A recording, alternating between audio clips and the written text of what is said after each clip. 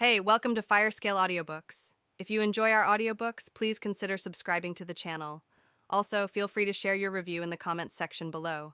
As Mr. Vice President already informed you about the benefits of being a freelancer, I'll tell you about the other privileges. You'll now get a discount of 15% on all items from the Guild store, and you can now place orders for customized gear there as well. Your pay will be increased to $10,000 per week as well. I know it isn't much, but since you're not an official member yet, this is the best we could do, Maya explained. Furthermore, as a special thanks, you've been given an additional benefit. The Guild will provide you with some medical personnel as well as the necessary equipments to carry on your sister's treatment from your home. However, the Guild will only pay around 60% of the cost. The rest would be deducted from your pay. After deducting the necessary account, you'll get about $6,700 per week. I don't care about the money. After hearing this, Arnold couldn't stop smiling. How long will it take to shift her from the hospital? A couple of hours, if you sign the contract now. She handed him a new contract. Even though Arnold was ecstatic after getting the news, he still read the contract carefully. After all, his sister's well-being depended on it. He signed the contract after confirming that Maya was actually telling the truth, then rushed towards the apartment. He had to prepare the apartment. After all, Nicole was coming over there for the first time. Around 3 hours later, "Brother," Nicole exclaimed as she wheeled in through the apartment doors on her wheelchair. She wasn't wearing the robes that the hospital provided anymore, but a new white top coupled with brown leggings. "Welcome home, Lil One." Arnold pinched her face and laughed. "Thanks for bringing her over." "It wasn't an issue," Alice replied. "You guys can go and set up the equipment." She ordered the medical personnel. Arnold showed them the way to Nicole's room and returned to the hall, where Alice and Nicole were chatting. "Brother, your girlfriend is so cool," Nicole exclaimed once again, followed by an awkward silence phase. Arnold walked up to her and pinched her cheeks once again. "Who put that thought inside your head?" he asked. "Shame. You make a great couple, though," Nicole replied. Alice burst into laughter. "She's too cute. I'm sorry about it," he said, scratching the back of his head. "I should leave. You guys have a lot to catch up on," Alice said and started gathering her things. "No, stay, please. Let's have dinner together," Nicole suggested. "Lil One is right. You should have dinner with us." I don't know. Please," Nicole requested. All right. I'll stay." Happy now. At an unknown location. 222. Alex, the chief security officer of Troy Security Agency, hastily walked towards his boss' office. He was drenched in sweat because he knew that his boss wouldn't like the news he was about to give to him, but he had no choice. He stopped outside the boss' office, took a deep breath, and walked. "Sir Dash, you failed, didn't you?" A person walked out slowly from the back of the room, facing the light. His front was dark, and his looks could not be seen. He stopped before Alex, who had just entered the room. The light behind the man stretched out his shadow, covering Alex and extending into a black line on the corridor. "Yes, sir. I immediately dispatched the troops to kidnap the T-target, B, but she wasn't in the hospital. It seems like someone leaked the plan. They couldn't do anything. HM, who would have informed them if only a handful of people knew about the operation?" The man in the dark mumbled. "Sir, shut up, you useless piece of SH*T. I'm thinking." Alex immediately went silent. He knew his boss' anger was justified. Gary, Bosson, was a soldier in the army when the first outbreak happened, and his unit was deployed to take care of it. But things went south and his entire team was slaughtered. Only Gary survived, but nearly all of his organs were destroyed. They tried transplanting new organs many times, but his body always rejected the new organs.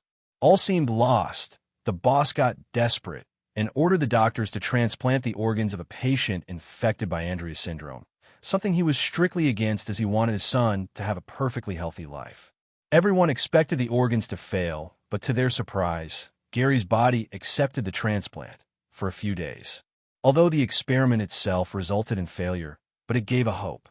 Since then, they were actively hunting other patients who had Andreas syndrome.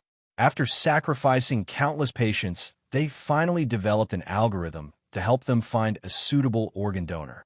Using the algorithm, they were finally able to locate one such person, but before they could anything, the person disappeared into air.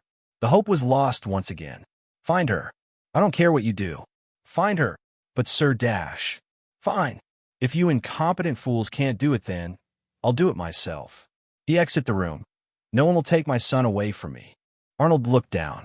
He was floating above a pool of lava, but as he stared at the lava below him, the terrain changed and was replaced by snow and glaciers.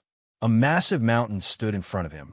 He thought about climbing it, and the next moment, he was already at the top of the mountain. He looked around and saw a familiar figure sitting at the edge of a cliff. He walked over to her. She turned around and smiled at Arnold. "Nicole, what are you doing here?" Arnold reached out for her, but someone else grabbed her and slowly pulled her away. Arnold was horror-struck. His face was twisted in agony. He reached out with his hand and screamed loudly. "Nicole! Nicole!" He screamed once again. He chased after her with all his might, but the distance grew wider. "Leave her alone. Nicole!" Arnold woke up with a start. The wooden ceiling of his apartment looked elegant in the flickering lamplight. He got up in a flash and went straight to Nicole's room. She looked really peaceful, sleeping in her bed.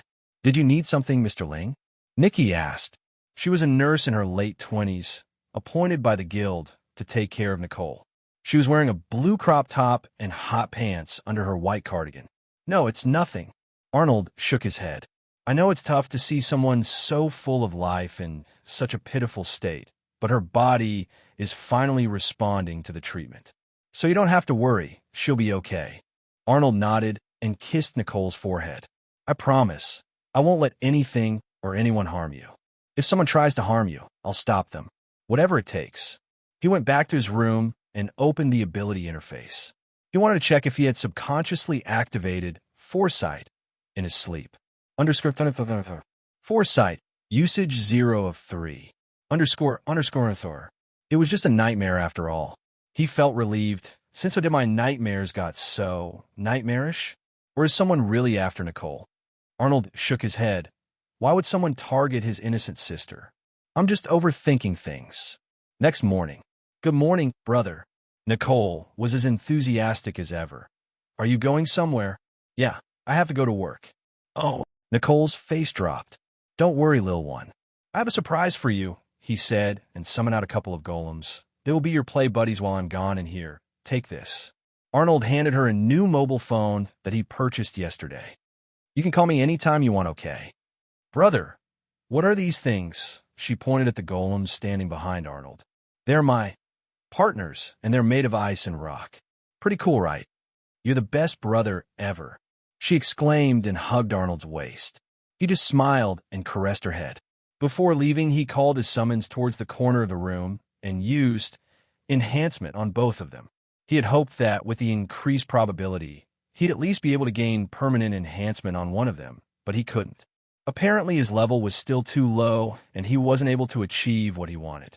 Seeing no other way, he summoned Duke, the only rank B golem he had.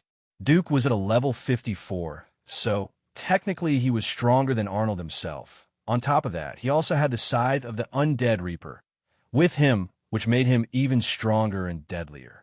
"You're much stronger than I am, and that's why I'm making you my sister's personal bodyguard. Protect her at all costs. I'm leaving another golem to assist you in case you need him. I'm giving you the responsibility of protecting my sister, get it?" After hearing what his master had to say, Duke proudly banged his chest with one of his 4 arms, as if he was saying, "Don't worry, I'll protect her with my life." Arnold then found Nikki and informed her about the golems so that she wouldn't get startled by them. He kissed Nicole on her forehead and left to go and complete his first job as a freelancing warrior. Arnold had already uploaded his resume along with a recommendation letter for his guild on the website, through which other guilds and other corporations could hire him. He got a job offer soon after the necessary files were uploaded. He hadn't expected to get an offer so soon. He clicked at the job request, and immediately another window popped up on his mobile screen. Employer, Nina Black. Employer Guild, Black Knights. Backing, daughter of Sheldon Black, a low-ranking officer and member of the Black family, one of the 12 elite families. Job details: to clear out a D-ranked dungeon that has appeared near Art Deco District. Pay will be discussed before entering the dungeon. Do you accept the job? Yes/no. Helping a guild having one of the 12 elite families as its backer will definitely give me some benefits, and Art Deco District isn't far from here either. Arnold thought. Only a fool would decline this offer. He quickly accepted the offer and went towards the meeting point. I assume you're Arnold? The blonde woman wearing a black set of armor asked. Yes, and you are? Arnold replied. I'm Nina Black. You can call me Nina. This is my team. Gabriel is the swordsman, Dan is the tank, Martha is the healer, and I'm the vanguard. As you can see, we don't have a mage with us. Thus, we sent you the job request. Her voice had I don't care about anything vibe in it. Who's the porter? Who cares about a porter? Dan said, and they all started laughing. I do. Even porters are team members, and their role is very important in any team. Arnold replied coolly. What's your name, Mr. Porter? I'm C. Coco S., sir. The porter stuttered. Coco, how old are you? Arnold placed his hand on Coco's shoulder. 19, sir. First thing, don't call me sir. Second thing, the bag you're carrying looks heavy. Would you like some help with it? And no, sir. I mean Arnold, sir. I'll dash. If you'll carry the bag, then who'll fight? We want a mage, not another porter. Gabriel snapped. I never said I'll carry the bag. You will. Arnold summoned a golem out. Now, if that's sorted, would you like to discuss about my fees? Yes, sure. Nina stuttered. We generally provide the hired help around $4,500, but since I've already seen your ability, I'll offer you $5,500. Fine. More than enough, but I have a request. I'd like to be paid in beast crystals instead. Will you be willing to pay me $1,500 and around 80 basic crystals in place of the remaining $4,000? Arnold suggested Nina. Sure. I can pay you the money right now, and you can have your beast crystals after we clear the dungeon. Deal. Deal. Dan, goblin at your two. Got it. Gabriel, don't slack off. Yes, ma'am. These guys were truly professionals. This was the difference between governmental guilds and private guilds. You can say governmental guilds took anyone in without any type of qualification tests or so, whereas if someone wanted to join a private guild, the person had to go through dozens of tests and trainings.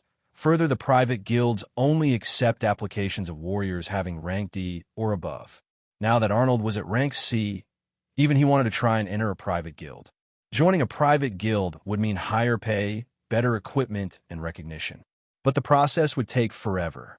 For starters, he'll have to fill up the application form. Then he'll be given a number, and then he'll have to wait for the guild to reach out to him, which could take weeks, if not months. And it wasn't over yet.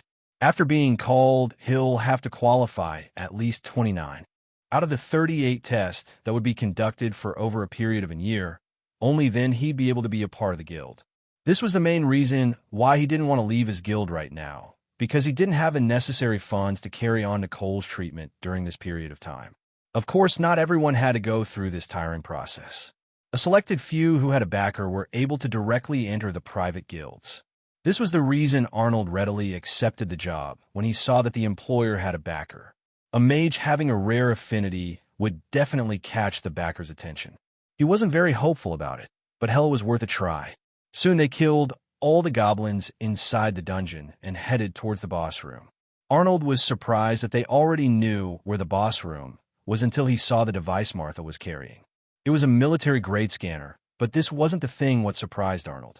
It was the fact that someone brought a scanner to clear a rank D dungeon. Generally, these type of devices were used in high-ranked dungeons. These private guilds really liked to show off too much. Arnold shook his head. Few moments later, you sure this guy is just a rank C?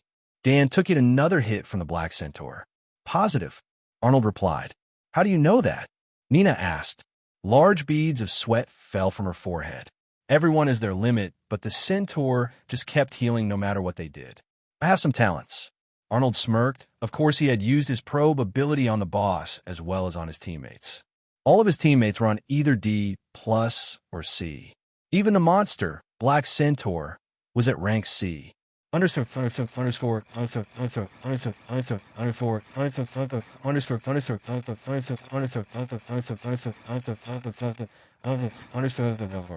Class, Black Centaur. Level, 45. Rank, C+. Role, Astral Being. Affinity, /abilities.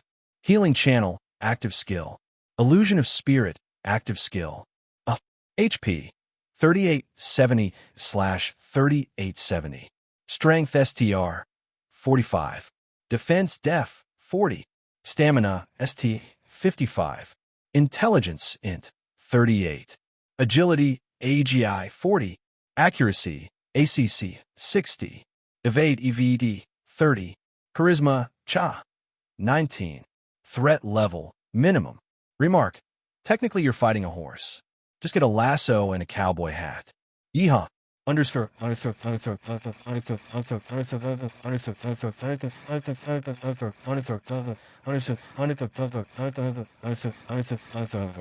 Since the boss wasn't really dangerous enough, the rewards weren't that lucrative either.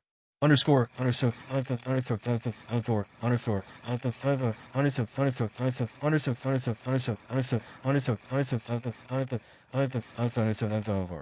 Quests. The Mystic Being. Introduction. You are under attack by Black Centaur. The Black Centaur is an astral being. Most physical attacks do not work on it. Task. Deal at least 2,270 points of damage to the Centaur. Progress. 0/2270 damage dealt. Rewards for completion. 2,500 EXP. 1 random ability. Bonus quest. Kill the Black Centaur. Bonus rewards. Hidden reward. Underscore.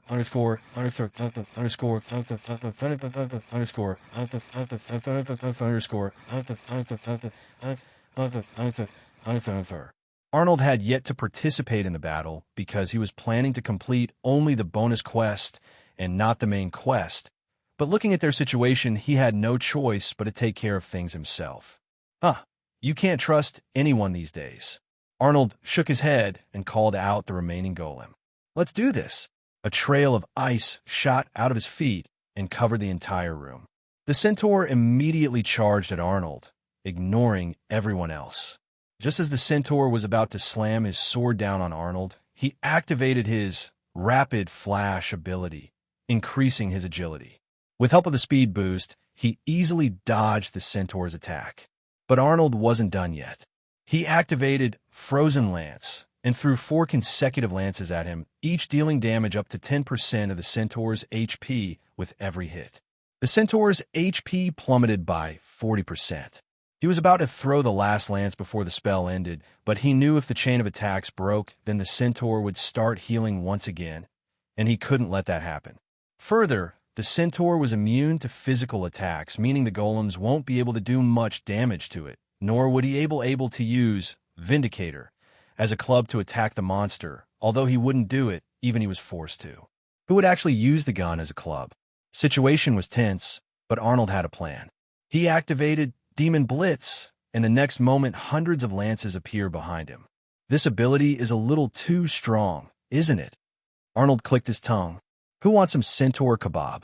Arnold grabbed 2 lances and started throwing at Centaur.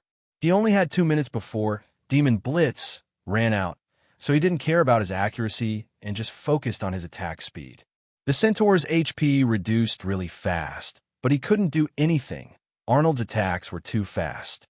Even the golem played his part and prevented the Centaur from charging towards Arnold.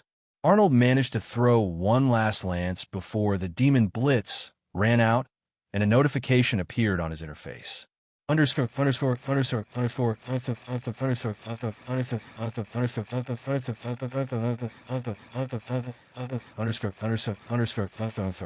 Quests. The Mystic Being. Introduction. You are under attack by Black Centaur. The Black Centaur is an astral being. Most physical attacks do not work on it. Task. Deal at least 2,270 points of damage to the Centaur. Progress. 3870/2270 damage dealt. Status complete. Rewards for completion. 2,500 EXP. 1 random ability. Claim. Bonus quest. Kill the Black Centaur. Status complete. Bonus rewards. Hidden reward. Claim. Underscore.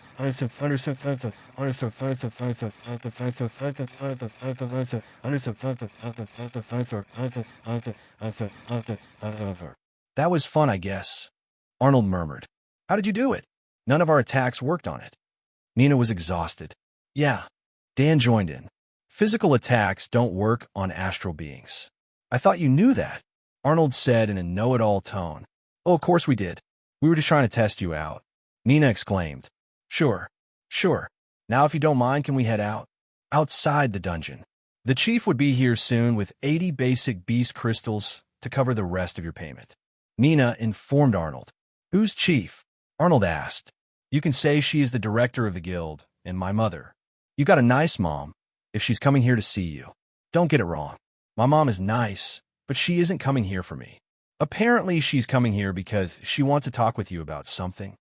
With me? AM dash. Arnold was interrupted by sounds of a convoy of cars that were headed their way. The car stopped in front of them, and a woman in her early 40s walked out of the car in the middle. She was wearing a solid black dress and heels. Dozens of bodyguards surrounded her. You're Mr. Ling, I suppose? The woman asked. Yes. I'm Natalia Black. Here's the rest of your payment of 100 beast crystals.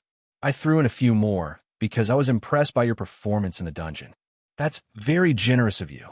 Now, since we're done with the formalities, I have something to ask you. Go ahead. I'd like you to join our guild. Sir, we found her. Turns out her brother got her out of the hospital about a day before we commenced our plan. Alex informed his boss. Where is she? The boss replied. Still in Florida? She's living with her brother in an apartment. Nikki has already disguised herself as a nurse and managed to infiltrate inside. The hell is she waiting for then? Tell her to capture the girl. The leader yelled. There's a problem. The girl's brother is a summoner. He used his power to summon 2 golems to guard his sister. Both of them are strong and never let the girl out of their sight. Nikki said she won't be able to do it alone. HM, send Matthew there to help her out immediately. Sir, he's already on a different mission. Then send Angela. She isn't available either. Who the F *CK is available then? Bob. TSK. That be ranked Basta *D. The leader massaged his temple. Fine, send him in and tell him if he fails, he dies. Yes, sir. Dismissed. The leader then walked out of the room. Outside the room was a long corridor. He turned 2 corners, walked into an empty room, and pressed a disguise button on the wall. The wall silently slid open, and behind the door was a secret room. Why does it keep getting more complex? Claim. Arnold was on his way back home. He really wanted to join the Black Knight Guild, but before he answered Natalia, he explained his situation and the deal he had with his guild.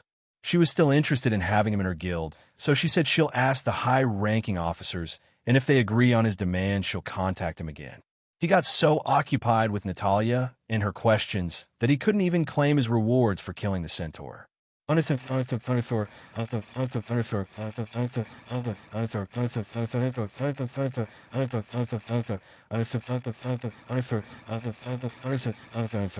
Quest reward. You've gained 2,500 EXP. You've leveled up. Current level, 35. You can view your stats in the main interface.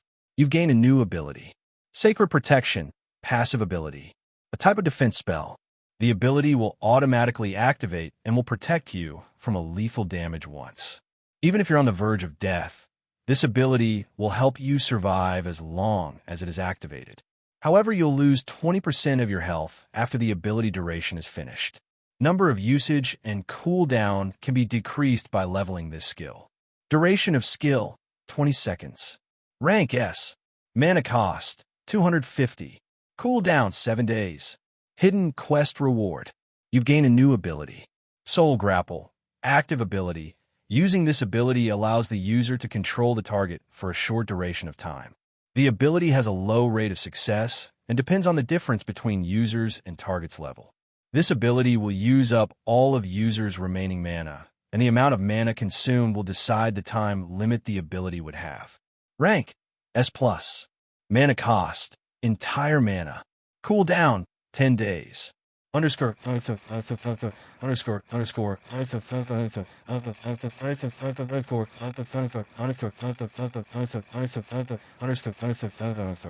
Why do all the abilities I get have some drawbacks to them too? Arnold shook his head. Sacred Protection was really useful if someone managed to ambush him or attack while he was unprepared. It would save him, but then he'd lose 20% of his health. He wasn't worried much about it. as he could use Essence of Life to gain his health back. He was more worried about Soul Grapple, because using this ability would completely drain his mana supply, and so far he only knew one way to counter this problem: the Mana Potion. He made a mental note to stock up Mana Potion in his inventory. Let's buy the things first. I can think about it all later, Arnold said, and opened a shop. He had already placed the beast crystals in his inventory. He was all set to buy the necessities. He opened the Knowledge tab and bought the basic shooting skill first. Underscore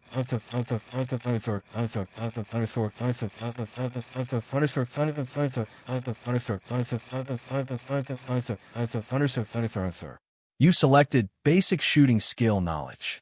Do you want to learn basic shooting skill? Yes or no? Underscore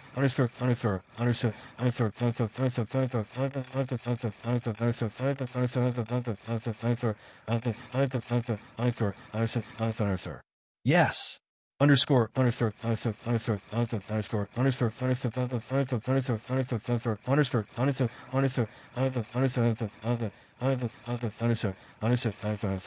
Request acknowledged. Learning, learning, learning. You've successfully acquired the knowledge, basic shooting skill. You've unlocked new abilities. Quick shot, passive ability, basic ability Ford Gunslinger class. This ability increases the magazine capacity as well as shooting speed by 15%. Rank B. Congratulations! You've changed your subclass to Magical Gunslinger. Rewards. Accuracy, ACC, plus 10. Underscore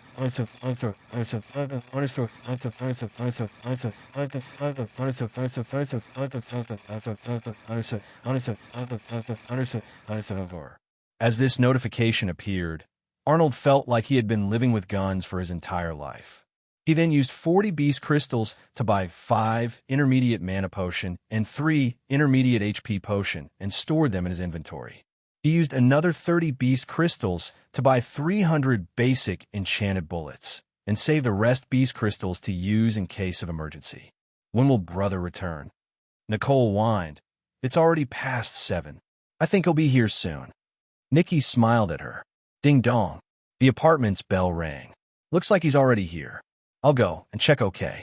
Nikki left the room to open the door. Okay, Nicole replied.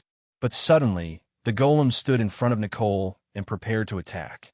Duke grabbed his scythe and pushed Nicole behind him. Hello, hello, hello. Is this the way you welcome a guest? The man gave a weird smile to Nicole. You're mine now. At the same time, Arnold walked into the apartment and wanted to give Nicole the gifts he bought for her. However, the place was covered in darkness, and there was not a single person inside. Arnold was expressionless. Just when he was about to turn around to check the apartment, the lights lit up. Don't leave now. I've been waiting for a long time. An unknown voice echoed through the halls. Arnold looked up at a camera in the corner and clenched his fists tightly. Where is Nicole? He gritted his teeth. Don't worry, she's still here. I couldn't leave without toying with you now, can I? The voice replied. A door opened, and a man walked out with his gaze clashing with Arnold. Crumbled remains of his golems could be seen behind the man. They were tough to deal with, but it was fun. Now show me what you got. Let's tango. The man's gaze was fixed at Arnold as he clenched his fists. A bluish flame began to flow down his arm as though it was a liquid. The next instant, a huge shockwave was sent out. The power of his first shot through the entire floor, and a large hole appeared behind the wall where Arnold was standing. Arnold had activated Rapid Flash just in time to dodge the man's attack. Arnold took a moment to size up his foe. Standing 5 feet 10 inches tall, this red-brown skinned man had a burn mark on his right hand, which was most likely caused by his own ability. He had a long face, a large nose, angled lips, and small hazel eyes.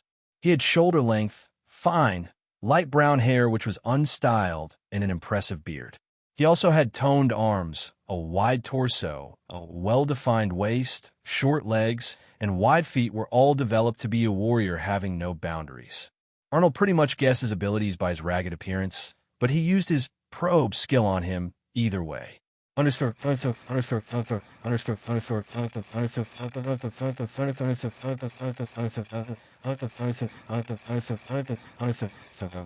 Name. Bob Marcel, human. Level 59. Rank B. Role brawler. Affinity / abilities. Uh, uh, uh. HP 4150 / 4150. Mana / energy 5000 5000. Strength STR 88. Defense Def 75. Stamina STA 79. Intelligence Int 35. Agility AGI 68. Accuracy ACC 45. Evade EVD 47. Charisma CHA 58. Threat level high. Remark: try not to enter in a head-on confrontation with him, or he'll snap your back in half like a twig. Maintain your distance and use ranged combat to overpower him. Underscore, underscore, underscore, underscore, underscore, underscore,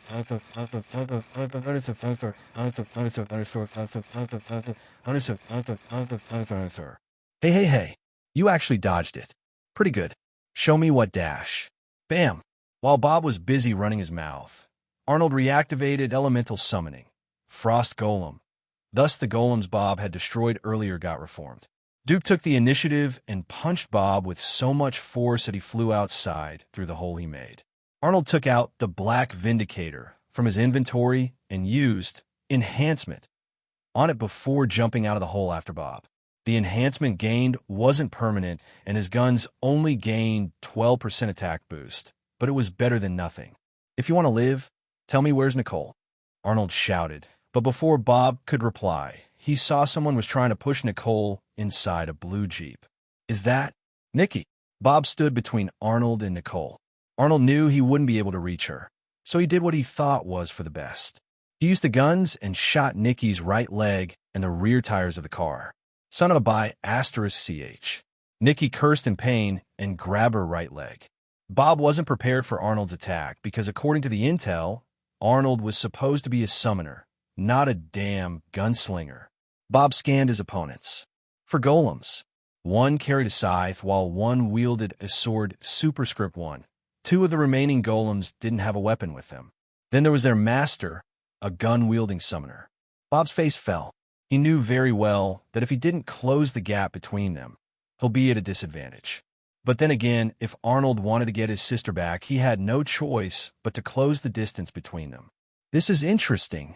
Bob smacked his lips. Very interesting. Bob, help me out, please. I'm losing too much blood. Nikki gritted her teeth in pain. Shut up by *ch. Can't you see I'm trying to have fun here? Bob snapped back. Don't mind her. Let's carry on with our fight. Arnold didn't utter a word, but Duke and Marshall Superscript 1 charged at Bob. While Arnold used his elemental control abilities to control his surroundings, he then ordered the two remaining golems to go and retrieve Nicole from a jeep. Bob saw through Arnold's plan and ignored Duke and Marshall and charged at the two other golems. Arnold had already foreseen this outcome and was prepared. He raised a wall between Bob and the golems and started shooting at him. Every time a bullet successfully managed to hit Bob, a notification appeared. Underscore, underscore, underscore, underscore, underscore, underscore, underscore, underscore, underscore, underscore. You've dealt 123 plus 15 points of damage to your target. Damage inflicted after damage reduction due to the target's defense, 93. Underscore, underscore, underscore, underscore, underscore, underscore, underscore, underscore, underscore, underscore, underscore, underscore, underscore, underscore, underscore, underscore. Damn it. Why does he have such a high defense stat? Arnold snarled, but kept shooting bullets at his opponent. Duke and Marshall weren't doing much better either. Bob was a man who excelled in close combat. Hence the golems weren't much of a threat to him and managed to dodge most of their attacks while hitting them every once in a while. His main concern was the two golems who went to rescue the girl, but whenever he tried to go after them, Arnold would start shooting at him, and even though the bullets weren't enough to kill him, getting shot was still very painful, and he couldn't use his energy shield at all times because it would take too much energy. Understood.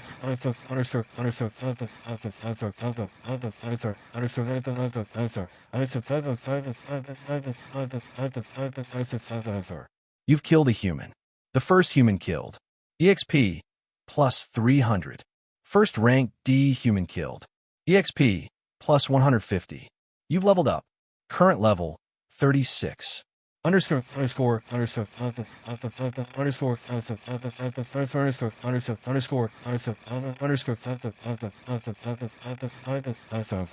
When did I kill someone? Arnold glanced over Bob's shoulder and saw Nikki's limp body lying there. Apparently, one of his bullets had bounced over Bob's energy shield and managed to hit Nikki in the head, causing her death. Arnold thought killing someone would affect him emotionally, but he felt quite calm and relieved. He was going to kill her either way. Those who dare to hurt his sister deserve to die. Arnold shook his head. One of the golems had already picked Nicole in his arms and was running towards Arnold while the other golem guarded him. Seeing this, Arnold used elemental control, as well as elemental control, Earth, to trap Bob, as well as Duke and Marshall inside a dome-like structure so that Bob won't be able to try and attack Nicole. Are you okay? Arnold asked and checked his sister to see if she was injured. Nicole was still in shock and couldn't reply, but she hugged her brother with tearful eyes and nodded. You're safe now. You're safe now. Arnold mumbled and patted Nicole's head. I'll just deal with the other guy, and then we can dash. Bang! Enough! Bob shouted.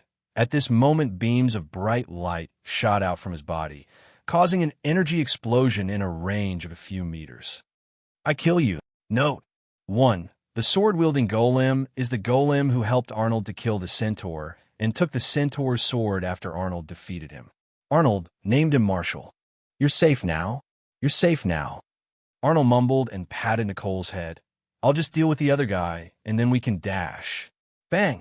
Enough! Bob shouted. At this moment, beams of bright light shot out from his body, causing an energy exploring in a range of a few meters. I'll kill you. A blinding electrical light suddenly raged through Bob's body. The next moment, Bob was completely surrounded by violent bolts of lightning, ready to wreak havoc. Arnold and his summons were like a group of annoying wasps to Bob, as not only did they hurt a lot, he could not get his hands on them, and this irritated him a lot. He had only planned on grievously injuring Arnold, but fighting this persistent B***starred made him mad. Now all he could think of was to kill him. At this time, the system gave Arnold a new quest. Underscore.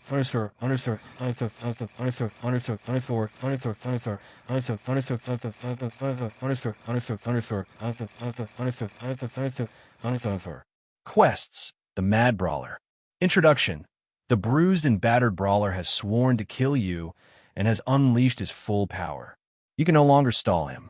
You have to kill Bob. Task. Kill Bob. Progress. Kills 0 out of 1. Rewards for completion. 5,000 EXP. 1 random ability. 1 random blueprint. 1 special attribute. Underscore.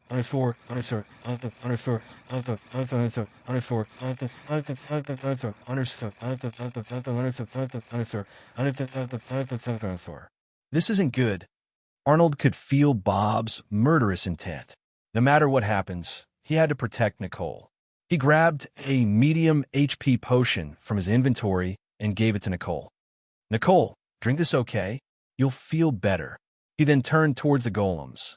I'll hold him back. You guys take her as far as you can. Understood. The golems hesitated for a while, but then they obeyed his command and started running away from the battlefield. Nicole kept shouting, begging them to turn back and help, but their master had given them an order to fulfill. Nicole's protection was their primary goal. Getting a bit cocky, are we? Bob gave a nasty smile to Arnold. You could barely hold me back when you had your summons with you. What can you possibly do without them? Do you know how to fight, or you only know to run your smelly mouth? Arnold taunted him. Your breath is so bad. My sister couldn't take it anymore and had to run away. I'm going to make you wish that you were never born. Bob shouted and charged towards a defenseless Arnold. Arnold took out his guns and started shooting at him. Bob's defense was better than before, which reduced the damage inflicted per bullet, but as more bullets were hitting him, the damage output more or less remained the same. Arnold used Probe to check his opponent's HP. Underscore.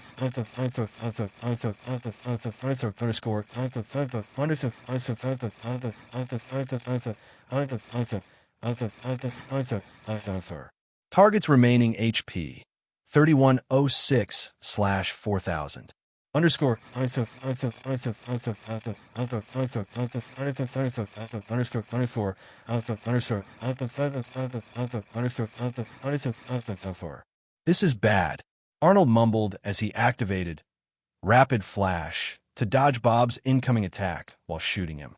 Suddenly, Bob shouted angrily, and a message popped up on Arnold's interface. Underscore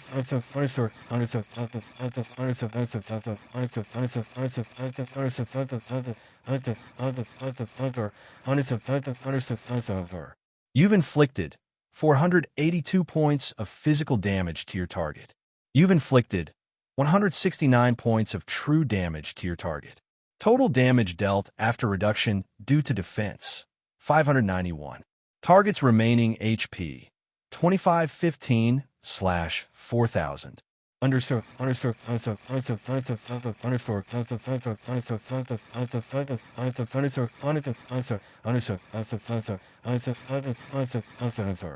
Arnold couldn't believe his eyes.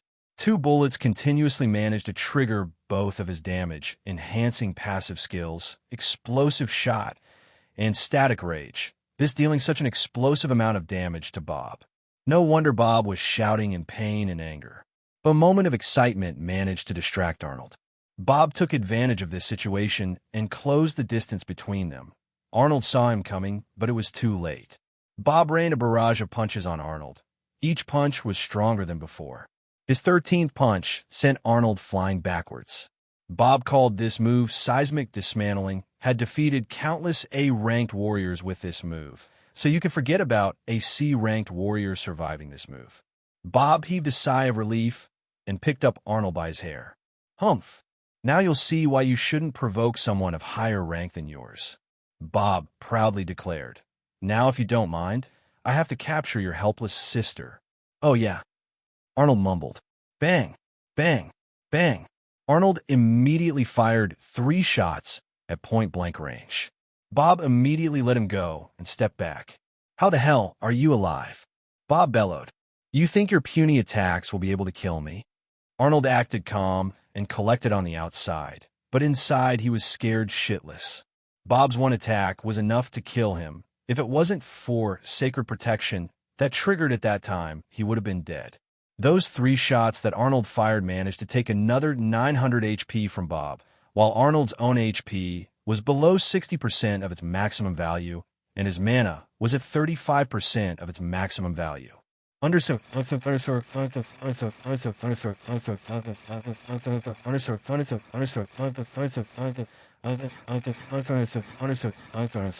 Target's remaining HP, 1615/4000.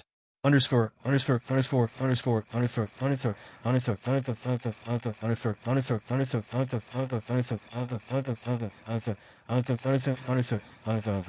You Bast asterisk RD.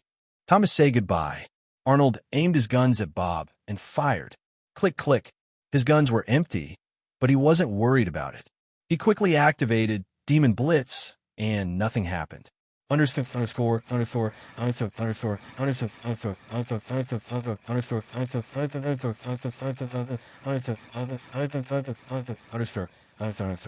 You need to have at least 1 bullet/projectile to activate this skill.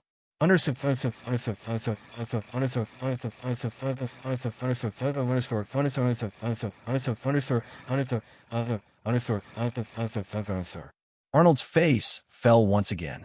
He got so involved in the battle, he completely lost count of the bullets he had left. Although he had beast crystals in his inventory, but he didn't have the time to purchase bullets from the shop. Are you out of bullets or out of luck? Bob smirked. I had a lot of fun, but it ends now. A formless wind pressure surrounded both of them. Bob got yet another energy boost. Wherever he stepped, a gray cloud of dust would be kicked up and a crater would form. He just surpassed the limit of rank B. He was a calamity now, somewhere away from the battle. Why do we need to go and check if something happens? What the hell is police for if we're forced to do their job? Gabriel pouted. Dan shook his head. As far as I can remember, that mage guy, Arnold, lives in the same locality. We should ask him for help. I already tried that. He isn't picking up his phone, Nina complained. Unlike everyone else, she wasn't wearing her armor and only carried her sword with her. Madam Director told us to check the surroundings and immediately call for help if needed. Martha, who was driving the car, replied. Suddenly, a giant creature blocked their way. Martha hastily hit the brakes to prevent an accident. What the hell is wrong with people? Martha shouted, and everyone got out of the car. Aren't they? Gabriel looked at his teammates. Arnold's summons, Nina exclaimed. These were definitely one of summons that Arnold used to fend off the centaur back in the dungeon. Look, this one's carrying a girl. Didn't he said he has a sister? Maybe it's her. Martha exclaimed and took a step towards her, but the other golem blocked her way. He wasn't going to let anyone harm his master's sister. Relax, relax. We're here to help, Nina said and raised both of her hands in air. The others followed her lead. Help? A voice came out of one of the golems. Everyone was confused. They can speak. No, they can't, but I can. Nicole's head popped out from behind the golem's back. Please help my brother. He's fighting the bad breath person all by himself. Bad breath person? Now isn't the time to focus on weird nicknames. Nina looked in the golem in front of her. Can you take us there? The golem looked at Nicole, who nodded at him. He shrugged his shoulder and gestured the others to follow him. Meanwhile, regretting your decision yet? Bob smirked as he broke another wall created by Arnold. Arnold remained silent and kept using his elemental abilities to defend himself. To Bob, it looked as if he was desperately trying to hold on to his life, but actually he was trying to make enchanted bullets using his ice affinity. Every time he tried to make a bullet, he lost around 60 mana. Thus, every failure meant he had to use more mana. Damn it, why won't it work? Arnold murmured. He tried once again, but this time something unusual happened, and his guns made a humming noise.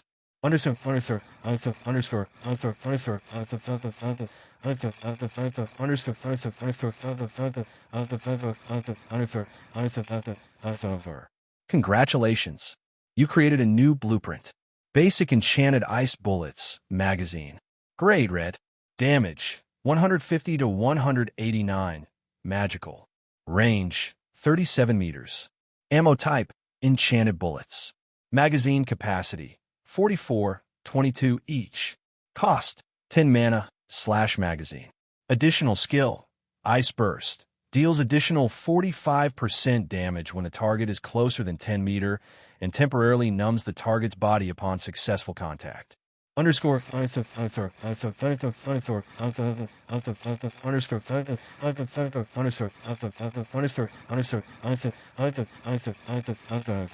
Got you, Bob exclaimed as he broke through the last barrier. No, I got you. Arnold pointed his pistols at Bob and bombarded him with bullets. Now, as long as he had mana, he had an endless supply of bullets. Right now, he had over 800 mana left, and he intended to use every last bit of it. Bob couldn't handle the sudden barrage of bullets, stumbled and fell over, but Arnold didn't stop.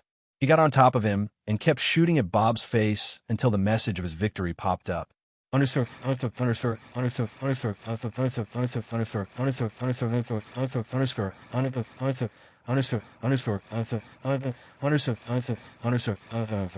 Quests. The Mad Brawler.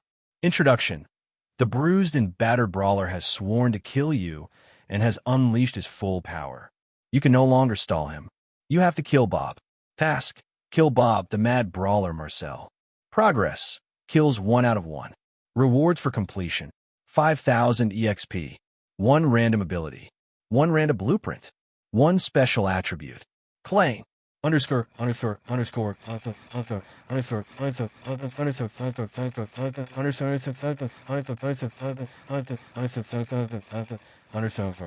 Finally, I did it. Arnold heaved a sigh of relief and got up from Bob's corpse. Now let's get back to Nicole. She'd be worrying about me. Would she now? Bob's voice echoed behind him. He turned around and raised his guns to fire it again. The next moment, Arnold got slammed into the road, which cracked. His head started bleeding. He had yet to recover from the attack when he suddenly felt a weight on his body. Bob pressed his hands against his back and locking it with Arnold's knees, while his other hand pressed his face on the road and instantly subdued. Arnold tried with all his might, but was unable to move. Care to repeat what you said again? Bob laughed hysterically. But you died, how are you alive? Arnold mumbled. Ah, what do you think? Bob replied. A realization dawned upon Arnold. 2 lives? Ding, ding, ding. Congratulations, you've guessed it correctly before you die. You killed me once. It's only fair that I kill you once too, don't you think? Bob smirked as he charged up his fist to deliver a killing blow. You think only you have a trump card, do you? Arnold said, and activated Soul Grapple. The world before his eyes changed. Everything became foggy, like he was looking at the world from a different dimension. Arnold wasn't bonded to his body anymore. He was floating above everything. When he moved, the world below him was still. He saw Bob and rushed towards him. The next moment, he was inside Bob's body. Arnold knew he didn't have much time, so he controlled Bob's arm and slammed it on Bob's chest, who flew backwards, slumped next to Nikki's corpse. After the duration of Soul Grapple ended, Arnold was pulled out of Bob's body and soon returned back to his own body. He broke my arm. Arnold slowly got up and caressed his right arm. Why don't you die already? Bob snapped. Arnold thought the same thing. His arm was broken, and he had no mana remaining. Even if he used the mana potion, which were in his inventory, he was in no condition to continue the fight. Bob started channeling his energy once again, but then Nina appeared out of nowhere and cleaved her blade at Bob's head. However, Bob easily managed to avoid it. This attack landed on the ground, and a small crater was created. The cracks on the ground then extended out a few meters. At that moment, around 12 or so warriors also appeared and surrounded Arnold to protect him. His golems and Nicole were right behind him. Bob pointed his finger at Arnold, who actually managed to kill him once and make him suffer a loss, and shouted, I'll remember you, Arnold Ling. We'll dance again some other time. Till then, adios. Nancy Williams, reporting live from West Avenue, the location where the all-out war between 2 warriors took place about an hour ago. You can guess the power of the participating parties by the amount of destruction caused. The journalists soon arrived at the crime scene like a moth to a flame and were busy reciting their own version of what happened there. Police had also arrived there and were gathering evidence and statements from Arnold, Nicole, and the members of Black Knights. However, the police wasn't able to uncover Nikki's true identity. It was like she never existed in the world, so all they could do was to question Arnold and the others. Warriors fighting amongst themselves was a rare occurrence, and hence both police and the journalists were taking it quite seriously. From the statements of Arnold and Nicole, it was clear that Nikki was about to kidnap Nicole, but before she could, Arnold stopped her, and then a fight between him and Bob commenced. Even though it was an act of self-defense, Arnold was still a murderer. They had to arrest him, but Black Knights were having none of it. In their eyes, whatever Arnold did was right and just. It looked like another war was about to begin between the police force and the Black Knights. A car broke through police's barricade and stopped between the police force and the members of Black Knights Guild. A lone person stepped out of the black Lamborghini. Every member of Black Knights immediately kneeled before this guy. The guy, however, was uninterested in them and turned to face the chief of police who was in charge of the case. The place, which was bustling with noise, got silent real quick. Even the journalists and reporters who were shouting at the top of their lungs stopped reporting and stood quietly in a corner. This was the power of a SS rank warrior, not to mention the only SS ranked warrior of America, John Miller, also known as Johnny Black, the ace of the Black family. His powers were legendary and included shape-shifting, regeneration, and whatnot. He rarely left the mansion in which Black family lived in and only worked under the orders from the leader or the director of Black Knights. Defeating someone like the A-team of Flying Swords was child's play for him. No wonder everyone got quite the moment he stepped out of the car. What are you planning to do, officer? Johnny asked in his deep, manly voice. The chief of police cleared his throat. I'm afraid Mr. Ling has murdered someone. Even if it was for self-defense, we'll have to arrest him, and the court of law would decide the punishment for his crimes. I agree. Johnny nodded, but you see there's an issue with that. I don't see any Mr. Ling here. He's standing right there, behind the members of your guild. Oh, you're talking about him. Sorry, but as far as I know, he isn't Mr. Ling. His name is Mr. Black, and he is part of my family. Everyone was shocked. The reporters who were quite a moment ago started reporting the new turn of events. The members of Black Knight's Guild were also surprised by this announcement, but couldn't help laughing at the proud and just chief of police, whose face turned red with anger. Just by saying that Arnold was now a part of the Black family, Johnny gave Arnold the same special rights that the government had given to the 12 elite families. One of them being that no member of any of the 12 families can be arrested for any crimes until it's a crime against the nation, and even in that case, if someone had to be arrested, the President of the United States of America had to sign an arrest warrant. Only then the police and the military would get the authority to arrest them. "Chief, what do we do?" Chief's assistant asked him. "What can we do, fool? Just pack up and leave." The chief bellowed, stomped off, and left the scene. "What do you mean the plan failed? I even got the mayor to switch off the security scanners and whatnot. And you're telling me the mission failed?" Everyone in the room was silent. Even the president of Flying Swords, Ming Fu, was there. Although he was of S+ rank himself, the gap between his and the leader's power was too much. If they were to fight, the leader would wipe him out and no one would even know about it. Ming Fu had always been a close subordinate of the mysterious leader. As soon as he got to know that the leader wanted to capture a family member of someone that worked for his guild, he immediately planned to help the leader. He even got out of his way and gave out many benefits to Arnold so that he would manage to slowly get his way to his sister. But alas, the plan failed, and now Arnold knew that someone was after his sister. He had to do it all in secrecy, because if anyone got a whiff of the situation, the results would have been catastrophic. The leader calmed down a bit and asked, "Where's Bob?" "He's missing." "Find him." "Yes, sir. And bring him to me.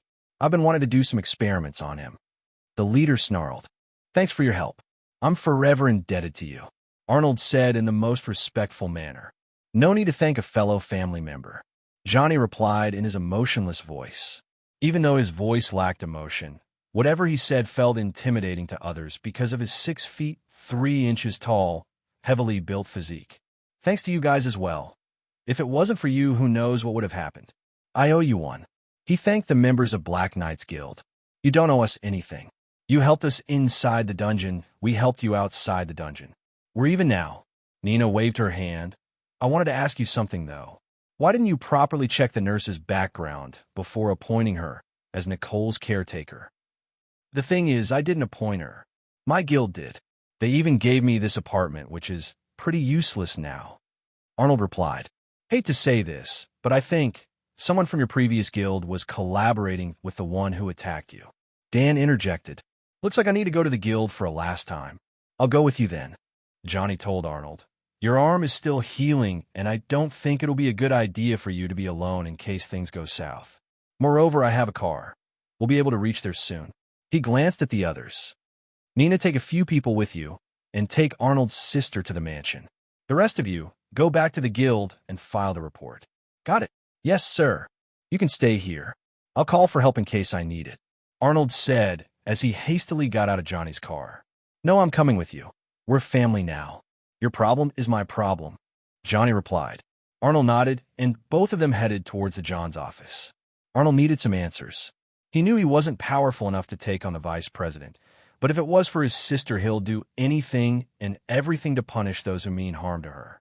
Most of his former team members were in the hall preparing to leave for Arnold's apartment to check in on him. They didn't know anything about the attack and only got to know about it from the news channels. But then they saw him rushing towards the elevator, but it wasn't all. A man having a tremendous amount of aura followed behind him. Wasn't that John Miller? EL looked at the others, who were also shocked. What was Arnold doing with someone like him? "You mean Johnny Black. That's the name which was given to him when he joined the Black family." Miguel corrected EL. "Shouldn't he be stopped? I mean, he is trespassing, isn't he? Can you stop him?" Everyone went silent. Who dare to go up against America's top warrior? "Let's follow them." Alice finally broke the silence. "I'm sorry, Arnold, but I can't allow you to meet John. He's in a meeting." Maya shook her head. "I'm sorry, Maya, but do you think he cares?" Arnold pointed his thumb towards Johnny, who glared at Maya. The generally cool and collected Maya was scared out of her wits. "I can dash. Open the door, or would you like me to open it instead?" Johnny took a step towards her. Maya was sweating profusely when El and the others entered the hall. "What the hell you think you're doing?" El shouted. Arnold turned towards his ex-teammates. "You, stay out of it." They had never seen Arnold like this before. His usual calm demeanor had been replaced by pure rage. Arnold then pushed Maya aside and kicked open the door leading to John's office. Three men in black suits were sitting there talking with each other when the door opened and Arnold and Johnny walked in. "We need to talk. Can't you see I'm busy? Come tomorrow." John arrogantly replied. You. Johnny pointed at the men in black suits. "Out now."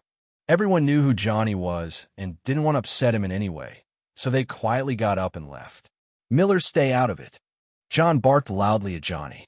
"You got a death wish or something, oldie?" Johnny calmly replied, but at that moment, everyone in the room could feel the killing intent coming out from his body. "Just answer the kid, and we'll be out of here." "Go ahead. You wouldn't know about what happened a couple of hours ago, would you?" Arnold asked. "You think I'm an oracle? Allow me to enlighten your ignorant self then. My sister was attacked by the nurse you appointed. I nearly got killed by a friend of hers, and let me think what else. None of you even showed up to help me out. What are you trying to say?" "What I'm trying to say is be glad that I don't have a proof that you or your guild were involved in it, or else we wouldn't be chatting right now." "Arnold, I think there's been some kind of misunderstanding." Alice placed her hand on his shoulder, but he slapped it back. "No, it's not a misunderstanding. It's a mistake. My mistake to trust this guild and its shitty people, but no more. I'm resigning from this guild, effective immediately." Arnold snapped his guild communicator in front of them and walked out of the guild, ignoring everyone's plea. After what happened, he would never trust them ever again. Arnold was sitting alone in his new room inside the Black Mansion. He had just returned from the headquarters of the Flying Swords Guild. Just thinking about that guild made him angry, after all he did for them. He even gave them a chance to correct their mistakes, but still they betrayed him. "I should have left the guild long ago." Arnold shook his head. Now wasn't the time to waste regretting the past. He thought about the nightmare he had the other day. At that time, he had dismissed the thought that someone wanted to take his sister away from him, but after today's incident, he knew someone was after Nicole. The only problem was that he didn't know who was the person and why they wanted Nicole so desperately. He kept thinking, but couldn't think of a single reason why someone would want to harm an innocent girl like her. In the end, he gave up and started thinking about what he had to do next. He considered himself lucky that he was able to defeat Bob, but he didn't want him to be dependent on luck. He had to get stronger, and he had two ways to do so. Either clear more dungeons and gain more experience, or learn new affinities and abilities. He chose to go with the latter. Earlier, he didn't want to do it because he thought that others might get suspicious about his sudden abilities, but now he was worried about only one thing: protecting Nicole. Just when he was about to pull an affinity scroll from his inventory, a message popped up. Underscore. There are unclaimed quest rewards. Please claim them before they expire. Underscore. Right, I didn't claim the rewards for killing Bob, he said, and opened the rewards tab. Underscore. Quests. The Mad Brawler. Introduction. The bruised and battered brawler has sworn to kill you and has unleashed his full power. You can no longer stall him. You have to kill Bob. Task. Kill Bob. Progress. Kills 1 out of 1. Status. Completed. Rewards for completion. 5,000 EXP. 1 random ability. 1 random blueprint. 1 special attribute. Claim. Underscore. Claim. Underscore. Quest reward. You've gained 5,000 EXP. You've leveled up. Current level, 41. You can view your stats in the main interface. You've gained a new ability. Berserker's Rage, active ability. A type of offense spell. When activated, all of the user's attributes will be boosted by 150%. Duration of skill, 20 seconds. Rank C. Mana cost, 100. Cooldown, 1 hour. You've gained a new attribute. Mystic Umwais can be used to increase the number of summons generated by the user. For every 10 attribute points added, 1 extra summon would be created. You've gained a new blueprint. Phoenix Cloak, a cloak made up of ashes left behind by the last of the Phoenix. Grade B+. Defense 56 physical. Armor type Cloak. Weight 0.56 kilograms. Additional effect. Titan's Blessing. Reflects 15% of damage received as physical damage to the attacker. Additional effect. Blazing Phoenix. Boosts the effect of fire affinity by 25%. Use the forge function to learn and convert the blueprint. ___. Mystic attribute is really nice. It has potential of becoming my most useful attribute. I should level it up alongside my intelligence. Berserker's Rage is quite useful as well. If I use it while using the Vindicator, my damage output would be explosive. As for Phoenix Cloak, I better check out the materials needed to craft it before jumping with excitement. He opened the Forge tab and clicked on the Phoenix Cloak blueprint. __. Items required to construct a Phoenix Cloak. 1 spindle enchanted thread, only available in the shop. 19 Phoenix Feathers, only available in the shop. 20 basic beast crystals. 1 red soul crystal. Only the items stored in the inventory can be used during the forging process. Some of the required items are available in shop. __. I knew it. There's no way I'm going to challenge another rank a monster while I'm at rank C. Arnold still remembered what happened the last time he went up against a rank A boss. It's better to give up on Phoenix Cloak for now. He then opened the main interface to allocate the 44 attribute points he had. He immediately used 20 points increase his mystic stat, then used the remaining points to increase his intelligence to 60, agility to 50, evade to 40, and strength to 45. He didn't use his potential points because he was planning on learning new affinities. He randomly took out an affinity scroll from his inventory. __. You've picked up Fire Affinity Scroll. Do you want to learn Fired Affinity? Yes or no? __. This could be interesting, yes. __. Request acknowledged. Learning. You've successfully acquired Fire Affinity. You've unlocked new abilities. Arcane Flames. Active ability. The user controls the power of Hellfire and can guide a sea of flames to incinerate anything in its path. This skill is only effective on organic targets. Targets affected by the skill will get marked and receive 0.5% additional damage per second. Rank A. Mana cost 150. Cooldown 5 minutes. Plasma Shield. Active ability. When activated, the user gets surrounded by a thin layer of plasma, which absorbs 45% of the incoming damage, both physical and magical. Not effective against true damage. The shield would be able to withstand a damage equivalent to 1000 HP, and it will shatter once the total damage exceeds this account. Duration, 10 seconds. Rank, C+. Mana cost, 80. Cooldown, 2 minutes. __. Before Arnold could comment over the new abilities, he just acquired another notification popped open in front of him. __. 2 basic elemental affinities found. Would you like to merge the affinities to learn and advance elemental affinity? You wouldn't lose any ability you've learned so far, and you'd be able to learn their respective abilities in future as well. Proceed with advancement? Yes or no? __. Arnold didn't hesitate even for a second and proceeded with the advancement. He was able to take on opponents of rank B. When he had only 1 advanced affinity, he couldn't even imagine what he'd be able to do with 2 such advanced affinities.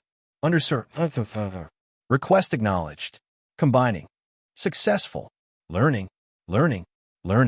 You've successfully acquired Lava Affinity. You've unlocked new abilities. Elemental Summoning. Lava Hounds. Active ability. Summons 5 Lava Hounds to do your bidding. Their attributes depend on the summoner's level. When they are destroyed, they have 16% chance of splitting up and forming 2 smaller Lava Hounds, and will have 80% of the original Hound's attributes. They have low health, which is compensated by their high attack and agility. Rank S. Mana cost 120/Hound. Cooldown 8 minutes after all summons are destroyed once. __. This is not bad at all. Arnold jumped with excitement. Next morning, knock. Who is it? Mr. Arnold. The head of the family wants an audience with you. I have brought the family attire for you to wear as well. Just a second. Arnold got up from the bed and opened the door. Good morning. Good morning, sir. You have a meeting with the head of the family at 12 p.m. Please be ready by 11:45 a.m. so that you could reach the lunch hall on time. And here's your breakfast. Got it. Arnold nodded. I'll take my leave then. The butler quietly closed the door and left. It's 7 a.m. I've got lots of time to kill. Better finish the daily quest in the meantime. He finished his breakfast, then took a shirt and went towards Nicole's room. The Black estate was divided into 5 buildings which were spread across an area of 25 square kilometers. The mansion in the center belonged to the main family and was the biggest among the other buildings. No one apart from the Branch family and the servants was allowed inside until and unless they were invited by the head of the family. The building behind the main mansion belonged to the Branch family members. Nina lived here with her dad and mom. The building had similar design like the main mansion, but it was smaller.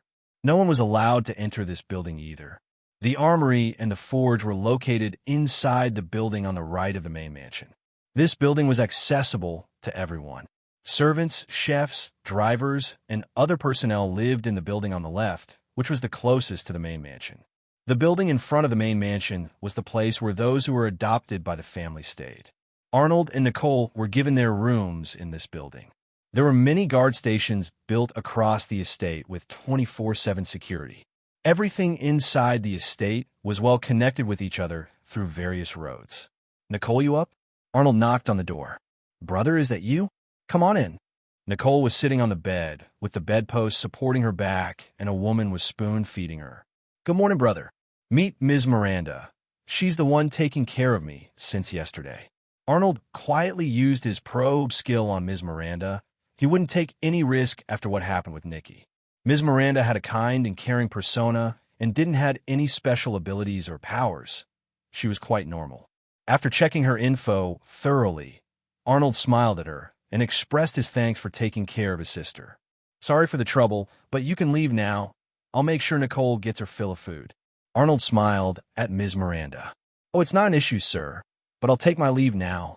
Eat well, Ms. Nicole. You need the energy. Ms. Miranda patted Nicole's head and left. I will.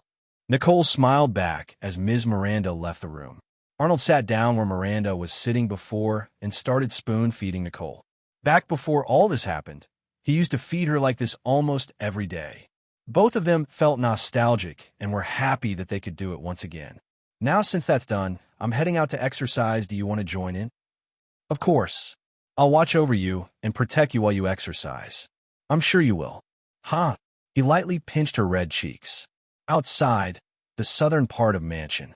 Everything is so beautiful, isn't it, brother? Yeah, it is. Arnold and Nicole were strolling outside. Nicole was in her wheelchair, and Arnold gently pushed it around. The entire area around them was covered with finely trimmed grass. Arnold left Nicole under the shadow of the building and started with his exercises. After 3.5 hours, Arnold was done with his daily quests. He dumped all the attribute points he had into his newly acquired mystic stat. His intelligence was high enough. Right now, he needed to focus on increasing his battle prowess. Unknown to him, a lot of people had their eyes on the newest member of the family, and seeing him so disciplined confirmed that their decision about adopting him was right. Furthermore, they knew about his unranked potential, so they were looking forward to see him in action, and hopefully, they'll get to see it soon enough. Arnold and Nicole chatted for a while before going back inside. After all, Arnold had a meeting to attend to. After showering, Arnold wore the attire that the butler had given him. The attire was nothing but a plain black tuxedo with black pants and shoes. Even for Arnold, who liked to wear black clothing, the love which this family had for the color was pretty extreme and disturbing. Most of the things inside the estate were covered in black, from cars to walls. Everything. Right at 11:45, someone knocked on his door. He opened the door and saw a butler waiting for him outside. Shall we proceed? The butler asked. Lead the way. It took around 10 minutes by car to reach the main mansion. There were many guards and warriors patrolling around. Most of them carried weapons, but those with higher levels didn't. Even though they had different attires, the color of the attire was the same, black. Trees and few other decorations were the only exception to this all-black theme. Under the guidance of the butler, Arnold soon arrived at the lunch hall, where he was supposed to meet the mysterious head of the Black family. The lunch hall felt more like a living room instead. Who the hell puts a sofa near the dining table? And not just one sofa. The room was filled with sofas. "Welcome to the Black family, Mr. Arnold." A voice came from behind one of the sofas. Arnold looked on the direction from which the voice came. A man was sitting on the sofa in the middle of the room. The man was most probably 5'5" had a dark skin which gave off a distinctive feeling about him. A particularly notable feature of the man was his crooked smile. He had a large skin tag on his chest and had a lean face with a round chin, a stubby nose, large ears, and large lips. His dark blue eyes are narrow, and he had well-groomed eyebrows. He was naturally bald, but had an impressive beard. "So you like my beard, huh?" The man smiled. "Is this guy a mind reader, or what?" Arnold thought. "Yes, it's one of my powers, young lad." "Holy cow," Arnold mumbled. "Mind your language in father's presence." A man appeared out of nowhere and was standing behind the head of the family. "Oh, I'm sorry, sir." "It's not sir. Call him father." The man snapped back. This white-skinned man had a small wound on his forehead. Maybe his brain was damaged, and that's why he behaved like a jerk. He had a weird triangular face, a straight nose, and small lips. His light blue eyes were wide-set. His shoulder-length straight. Red hair was neatly braided. He had long arms, a powerful torso, and strong legs. Father? What kind of weird fetish this man has? Arnold forgot about the head's mind-reading capabilities. "I assure you that it's just a gesture of respect, and nothing else." The head smiled. "I don't think I've introduced myself yet. I'm Nathaniel Black, the head of this family, and this is my adopted son, Nathan Black. Pleased to meet you. Now, if you don't mind, could you tell me, why have you invited me here?" "Huh, straight to the point. I've already started to like you, my boy. Since you asked nicely, I'm going to tell you exactly why I invited you over, to test your skills in combat.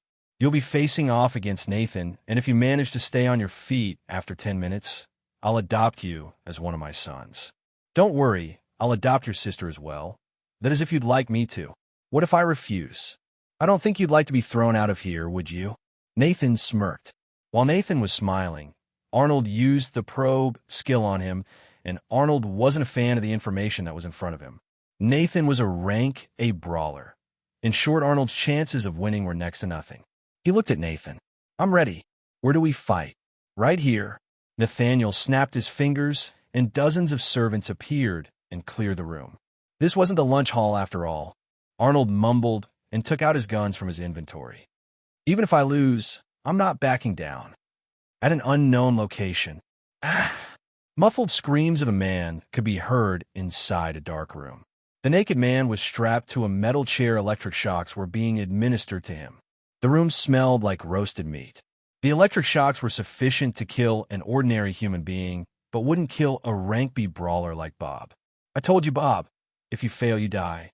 The masked leader spoke in a low, sympathetic voice. "But not only you failed miserably, now my target knows someone is after them. It has called for some kind of punishment, right?" All of a sudden, he turned the knob to full output, and Bob shrieked in pain. "But you know I'm a generous and forgiving person, right? And so I'm going to give you another chance." He turned the knob once again. "Ah, but if I gave you the chance now, I know you'll fail again, and it'll all be a waste, but don't worry, I have a proposal for you. Why don't you volunteer in our bionic enhancement project? You won't be our first human test subject either. You do remember what happened to your teammates, right? Some were lucky and just went mad, but the unlucky ones, not only they went mad, their bodies were completely disfigured. One even got turned into human jam. But I have confidence that you'll survive it, won't you?" Bob violently shook his head. His eyes were pleading for mercy, but his boss was heartless, and he knew it. "I'm sorry to see you don't share the enthusiasm as I do. Allow me to provide you some motivation." The masked leader turned the knob with such a force that it broke and fell off. The room was filled with screams. Bob howled with pain and cursed Arnold again and again.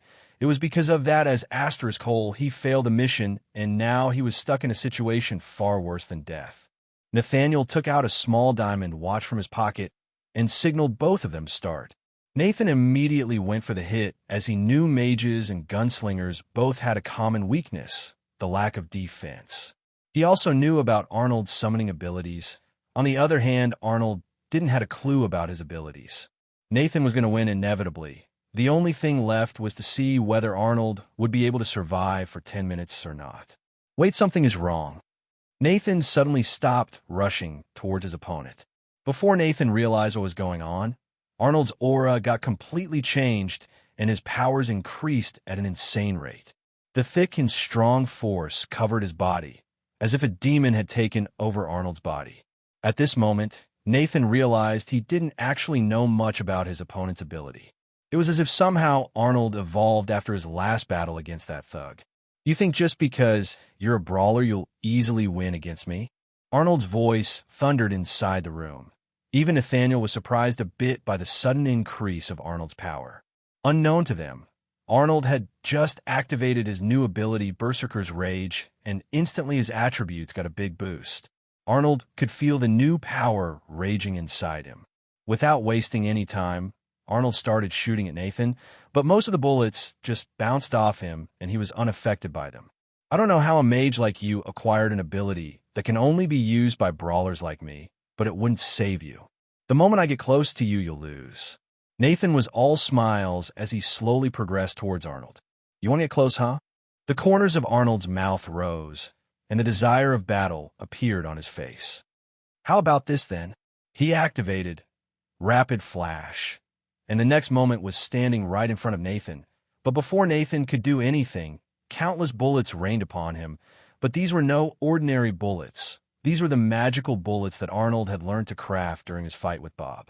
Although Nathan wasn't troubled by the bullets, as the energy shield generated by his aura was more than sufficient to protect him, still, whenever a bullet managed to hit him, that part of his body immediately numbed. Arnold focused on Nathan's joints and continuously fired ice bullets on them. Soon Nathan's legs gave out, and he fell over. Arnold wanted to use this momentum and keep firing at him, but before he could, bam, blood spurted out from his mouth. But Arnold endured the pain. He thought that Nathan's legs gave out due to the numbing passive of the enchanted ice bullets, but actually Nathan Willing stepped out so that he could deliver a punch to Arnold. Just one punch from Nathan managed to reduce Arnold's health by 700 points. TSK. I missed the mark. Nathan shook his head. He wanted to hit Arnold on his chest, but as he was under heavy fire, he missed his target. You missed your target, broke through my plasma shield, and still took so much of my health? What type of monster are you? Arnold thought. Can you get more serious now? Just bring out your summons already. I want to test their strength. Nathan taunted Arnold. You want to fight my summons? Feel free to knock yourself out then. Arnold wiped the blood of his mouth and summoned everyone out. Nathan's mouth twitched when he saw not only the number of golems around Arnold had increased, but some reddish-brown wolf-like creatures were there as well. And that wasn't all, including Arnold. Now he had to face 14 opponents simultaneously. While Nathan was still in shock, Arnold proceeded to use enhancement on each and every summons of his. Thanks to his mystic stat, he could now summon up to 6 frost golems and 7 lava hounds. But the surprises didn't end here. After the enhancement, 4 out of his 6 golems were now enhanced to rank B, and Marshall was permanently enhanced to rank B+. 2 of his lava hounds were permanently enhanced to rank B as well. A second head popped out of the 2 permanently enhanced lava hounds, and their stats went up significantly. Furthermore, their passive changed, and now, when the enhanced lava hounds are destroyed, they won't split into 2 hounds, but into 3 smaller hounds. The results of his enhancement skill were way better than he had expected. Before the fight, Arnold knew he was going to be defeated, but now, if he plays his cards right, he might even win. Now, tell me, how many of my summons do you want to fight at once? 2, 3, 5, 10, or do you want to fight with them all together? Arnold smirked. Nathan wasn't the only one who knew about the benefits of taunting his enemy. Arnold was well versed in this art as well. You dare to mock me? Nathan shouted. Just like it happened with Arnold, Nathan's power levels were suddenly increased as he charged towards the golems surrounding Arnold. Boom, boom, boom. Many shockwaves were generated whenever Duke's and other golems' punches connected with the punches thrown out by Nathan. Nathan was clearly at a disadvantage because not only he was facing two B-plus ranked summons who had not one, but two sets of arms and wielded strong weapons. Another bunch of golems and hounds randomly joined to hurt him again and again. The hound was especially annoying. Nathan had managed to crush one of the hounds, but rather than decreasing his workload, it further increased it, as three smaller hounds emerged from the broken bits of the hound he had destroyed so easily. Arnold looked at the clock, which was present at the far end of the hall. Only 1 minute was remaining for this test to end. 1 minute remaining. Duke and the others should be able to stall Nathan till then. Arnold nodded and lowered his guns. Why waste his mana on making bullets when his summons had everything in control? 1 minute remaining. Duke and the others should be able to stall Nathan till then. Arnold nodded and lowered his guns. Why waste his mana on making bullets when his summons had everything in control? Arnold was lost in his thoughts when something went flying past him. He turned around and saw that Duke, his proud warrior, was shattered into pieces. Arnold hastily looked back towards Nathan, who just with one shockwave blast destroyed nearly all of Arnold's summons. Before Arnold could react and raise his guns, Nathan shot out like an arrow and grabbed Arnold by the neck, pushing him into a wall. The wall was dented, and Arnold was trapped inside, unable to move. Playtime is over. Nathan roared in anger. Even though Arnold was pinned on the wall, he tried to aim his guns at Nathan, but before he could fire upon Nathan, Nathan smacked the guns away from his hands. Seeing that there was no way out, Arnold placed his hands on Nathan's head and activated arcane flames. A cracking noise could be heard across the hall before anyone could figure out what was happening. Nathan's head was engulfed in blue-colored flames. Nathan immediately let go of Arnold and stepped back. Arnold's hands were burnt, and he was shaking them like crazy before using his ice abilities to cover them up. But surprisingly, Nathan wasn't screaming in pain like he was supposed to. What the hell? Arnold mumbled. The flames covering Nathan's head simply flowed down to the floor like molten iron. The flames only managed to burn away his energy shield. Nathan's body was completely unharmed from Arnold's attack. Just how many affinities do you have? Nathan asked with a poker face. Clap, clap, clap. You've done better than I imagined, Arnold. Nathaniel spoke up. Although I had told Nathan to hold back against you, you still managed to provoke him. Impressive, really impressive. He barely attacked me. Of course he didn't. If he did, I highly doubt you'd be able to take 5 consecutive punches from him. Nathaniel replied. Your abilities are impressive, but for C ranker only. I highly doubt you can take on AB plus or above ranked warriors with your current strength. Thus, before I allow you to participate in the family affairs, I recommend you to keep working with our guild for now and develop your abilities. Once you do that, I'd gladly adopt you as my son, but before then you're just an ordinary member of the family. And you, Nathan, I suggest you to do more meditation from now on, because you really need to control your anger. Yes, father. Nathan bowed his head towards Nathaniel and left. I'll take my leave as well, sir, Arnold said and turned around to leave, but Nathaniel stopped him. Wait a minute, boy. I don't think you have any proper gear on you other than your guns. You should go to the armory and get yourself some equipment. I recommend that you get some defensive equipment, because you really lack in defense, which is a problem. Don't worry about the cost. Consider it a gift. Nathaniel patted Arnold's shoulders. Thank you, sir. I'm really grateful, but if I could get some beast crystals instead, then I'd be able to make some gears myself. Arnold knew that he won't be able to use any gear that wasn't made by him or generated by the system. That's why rather than buying some gears from the armory, Arnold tried to get some beast crystals instead. So you want the creationists, huh? Nathaniel stroked his beard. Fine, you can have some crystals. I'll inform the armory staff about it. They'll deliver the beast crystals to your room. Thank you, sir. Nathaniel didn't reply and left the hall. A butler escorted Arnold outside the mansion. Few hours later. Knock, knock, knock. Who is it? Arnold asked. Mr. Arnold? You have a package from the armory. A voice came from the outside. Arnold opened the door. The butler handed him a metal box and left. Let's see, what do we have here? Arnold locked the door and opened the box. There were 30 or so beast crystals inside the box. There were more than 20 basic beast crystals inside, and the remaining crystals were composed of a weird yellow substance. Arnold picked one of these and used the probe skill on it. Underscore, underscore, underscore, underscore, underscore, underscore, underscore, underscore, underscore, underscore, underscore, underscore, underscore, underscore, underscore. Object, yellow soul crystal. Type, beast crystal. Grade C. Remark, an uncommon beast crystal can only be obtained by killing a beast/monster of rank C or above. Important component in many weapons and armors. Underscore, underscore, underscore, underscore, underscore, underscore, underscore, underscore, underscore. After reading this, Arnold dumped all of the beast crystals into his inventory. Right now, he had over 12 yellow soul crystals and 47 basic beast crystals. Let's hope I'd be able to buy some defense equipments from a shop. Arnold rubbed his hands together and opened the Equipments and Gears tab on the shop interface. He immediately went to the armor section, although most of the high-level gears were either locked or he didn't have enough crystals to buy them. There were some decent gears available there like Cloak of Healing, Cloak of Force, Cloak of Spikes, etc. as well. He kept browsing through the gears until he finally found something he was looking for. "That's it," Arnold exclaimed. Underscore, underscore, underscore, underscore, underscore, underscore, underscore, underscore, underscore, underscore. Cloak of Phasing. A cloak made by a mysterious archmage. Protects the wielder by phasing in and out of the material plane. Grade, C+. Defense, 36 physical. Armor type, cloak.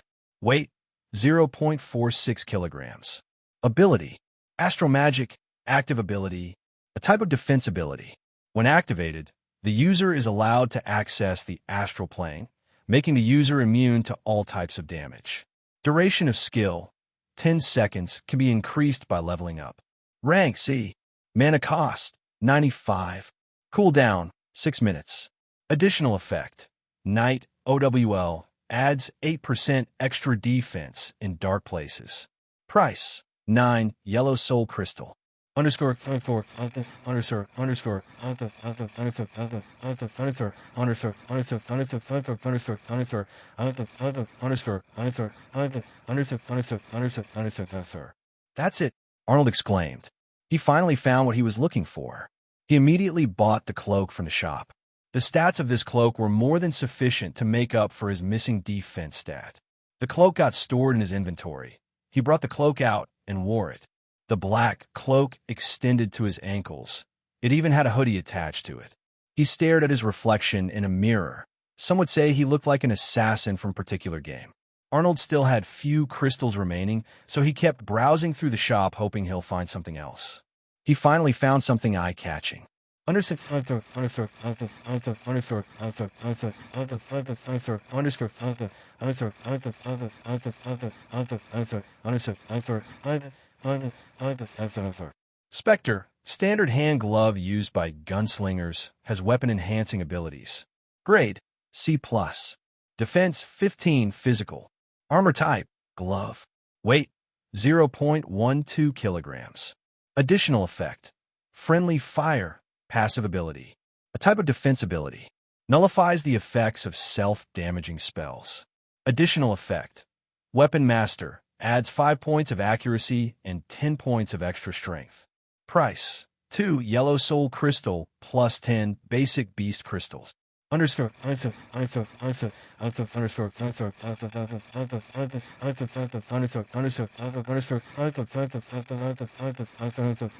underscore. This is perfect. Now, my hands won't get burnt when I use astral flames.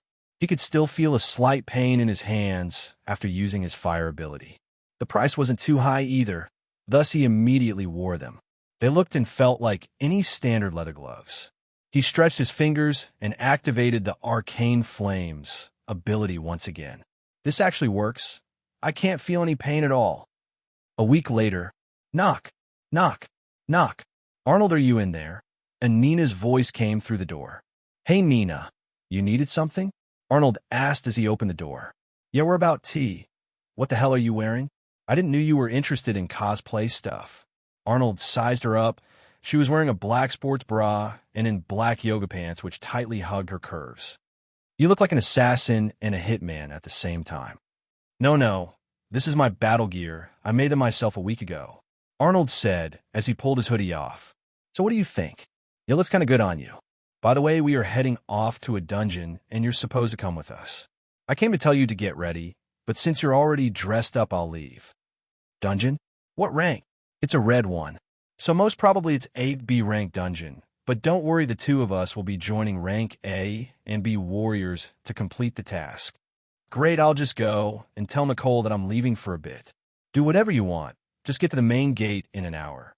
She was about to say something, but then changed her mind and left. You're heading out again? Nicole whined in a low voice. She looked much better than she had a week ago. Her once shriveled hair had turned smooth and silky black, and her weak body had started to gain some weight. A positive and shiny aura surrounded her.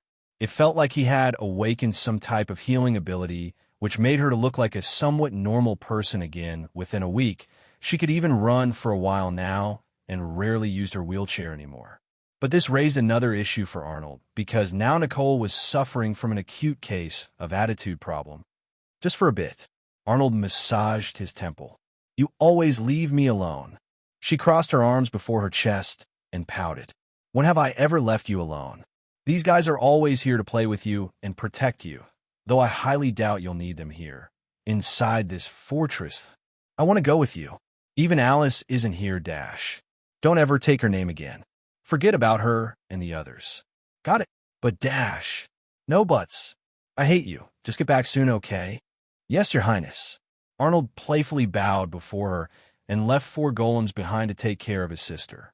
For the last week, Arnold didn't skip the daily quests even for a day, and because of this he had gained 21 attribute points. He dumped all of these points to the Mystic stat, which increased the number of summons he could command.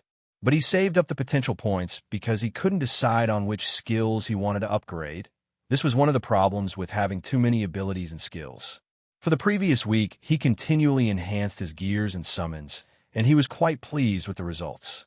Vindicator was permanently enhanced and could now deal twice as much damage as before. His Cloak of Phasing was permanently enhanced as well and gave him about 50 defense points to him.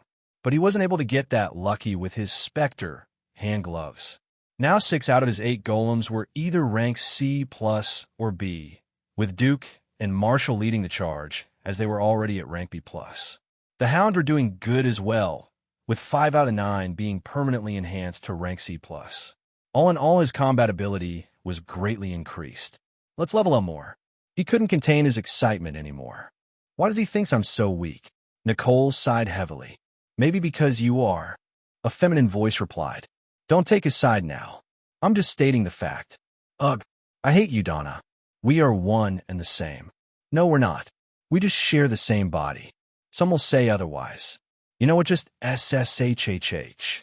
This was a daily occurrence for the golems that were surrounding Nicole. Even their master did it sometimes and kept talking to himself, but it was a bit different for their master's sister. While the master only talked to himself every once in a while, Nicole kept talking with herself whenever she was alone. Don't you think we should tell him about our powers? Donna continued. No, Nicole shouted. Why not? He might even take you with him to fight monsters. Isn't that exciting? But I don't know how to control my powers yet. You remember what happened last time, don't you? Oh, come on. Nikki died by your brother's bullet, not because you manipulated the bullet to hit her head. And even if you did, you don't have to feel sad about it. She tried to kidnap us after all. I know, but still. Maybe your brother can help us control our powers. No, he'll freak out and leave me. Nicole whined. You don't know him at all then. If he wanted to leave you, he'd have already left you by now. I don't know. All right, stop whining and absorb the life force from the golems. You'll feel better. Donna suggested. Yeah, you're right. Nicole replied and grabbed the hand of the golem who was standing nearest to her. I need to practice more. Once I'm able to control my powers, I'll ask brother to take me with him. Do what you like. I'm feeling tired, yawn. I'm going to sleep. Just be careful not to turn the golems into dust. Last time that Bob guy did you a favor by destroying the golems, and your brother didn't get suspicious. However, no one would be able to cover your tracks now that you're inside this mansion, and he'll definitely know that something is wrong. Stop nagging me and sleep. Yeah. Wake me if you need me. After the tragedy struck Florida, many people were affected by it. Some awakened superhuman abilities, while a few were diseased for the entire span of their life. The disease called Andrea syndrome took many lives. Having no cure, there was no way to counter this disease. When doctors first tested Nicole, her reports came just like the other patients who were affected by Andrea syndrome, but the reality was different.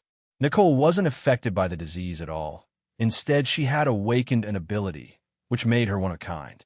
She called this ability vampirism. She named it like that because of the nature of the ability. Just like vampires needed the blood from others to survive, she needed the life force from others to survive.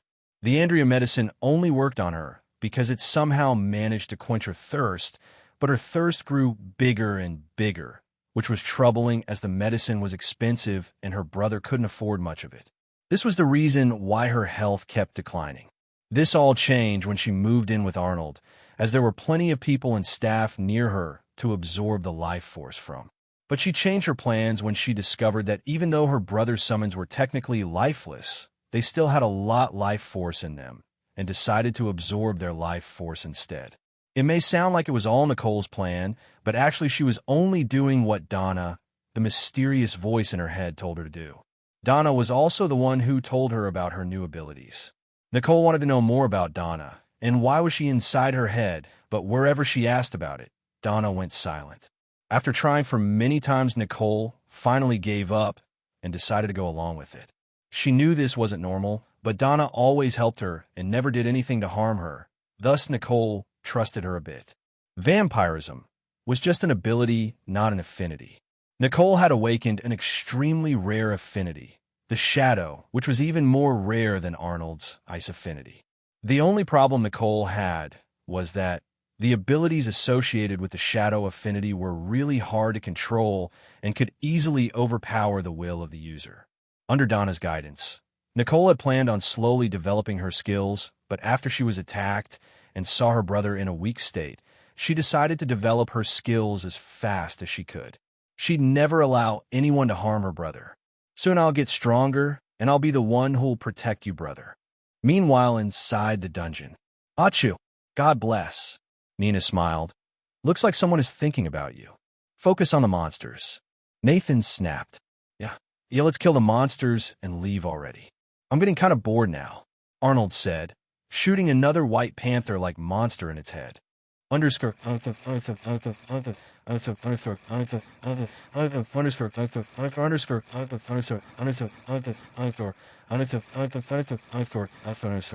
Class, skeleton. Level, 86. Rank, B+. Role, Hellguard. Affinity/abilities. Elemental Shadow, active skill.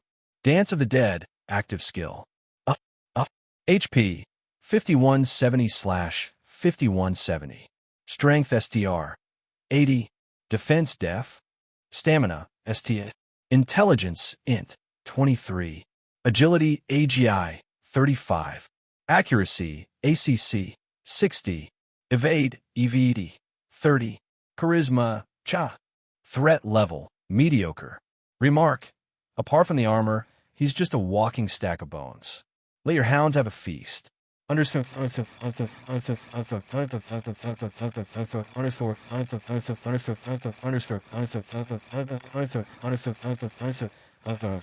So, Nathan was getting impatient. Nope, definitely not an A rank. Arnold replied. Damn it. Either way, gotta kill this guy.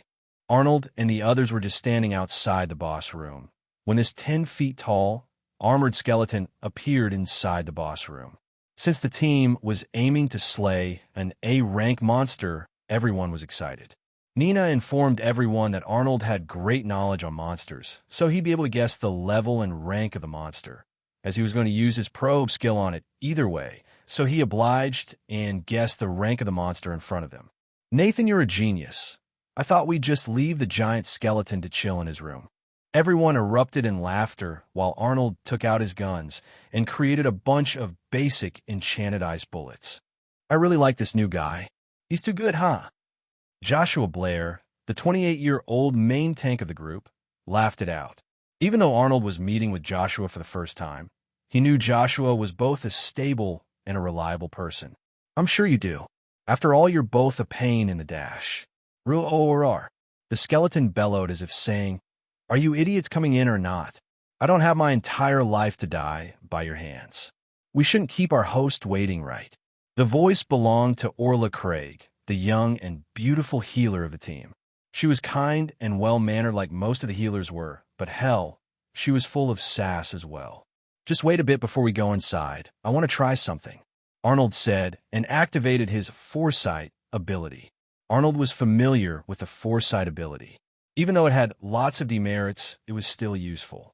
While the prophecies were not all-knowing, as he could only see bits and pieces of the future, plus the fact that the future shown in the foresight would not be too far away in advance, it'll still be able to show him if there's a trap or something inside the boss room.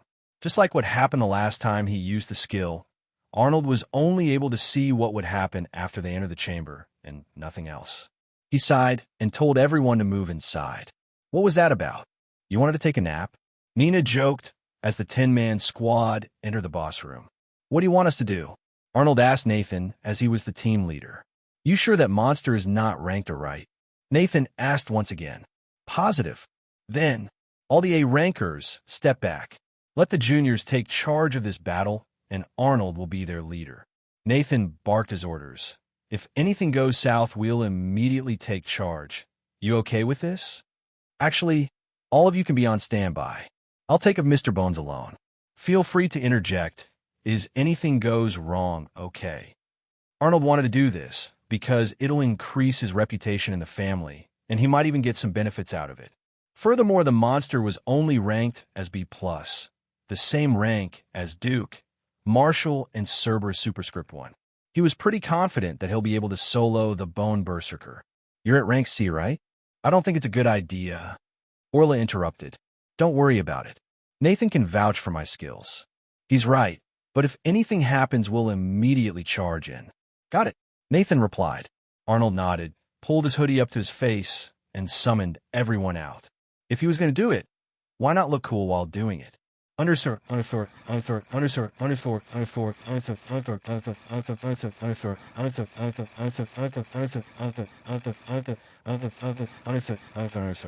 Quests, Berserker. Introduction. You are indulged in combat with Bone Berserker. The creature has impenetrable defense and high stamina. Task. Kill the Bone Berserker. Progress. 0 out of 1 kill. Rewards for completion.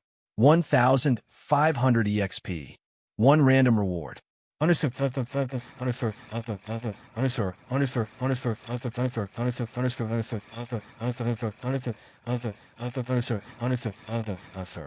High defense, huh? Arnold shook his head. Does it even matter against the amount of true damage I can deal? Cerberus. Restrict its movement, will you?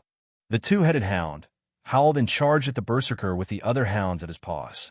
This was Arnold's go-to tactic for now. He let the hounds lead the attack as they had higher attack stat than the golems, while he used the golems to either defend himself or to reinforce the hounds. The hounds and berserker were soon locked in combat, and various notifications started popping up.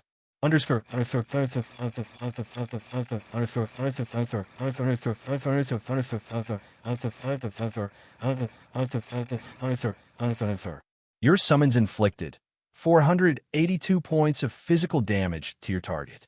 Total damage dealt after reduction due to defense, 121 points. Target's remaining HP, 5049/5170.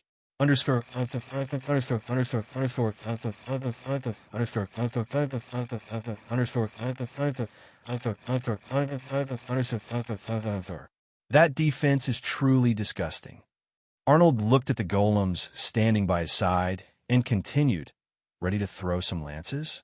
Both Duke and Marshall nodded, while the remaining golem went to reinforce the hounds. Once the golems were ready, Arnold used the ability Frozen Lance. He ordered Duke and Marshall to throw the lances whenever they found the opportunity to do so. He trusted them with this responsibility as their strength was higher than his own, meaning they'd be able to deal more damage to the berserker. While they were busy with the lances, Arnold took out the Vindicator and added a single bullet in it. After all, he only needed one bullet to activate Demon Blitz. To further increase his damage output, he even activated Berserker's Rage and fired upon the Bone Berserker. With the cumulative efforts of Arnold, his summons, and his active and passive abilities, the health of the Bone Berserker fell below 50%. Arnold kept attacking the monster, but now most of his skills were in cooldown, thus his damage wasn't much. As soon as the Berserker's health touched the mark of 49%, he stopped attacking the hounds and the golems, and furiously started stomping on the ground, which so cracked open, dozens of skeletal warriors came out of it. The Dance of the Dead Superscript 2 had begun. 1. Cerberus is the name of the first lava hound that Arnold managed to permanently enhance. He was the strongest of the lava hounds and acted as their leader. 2.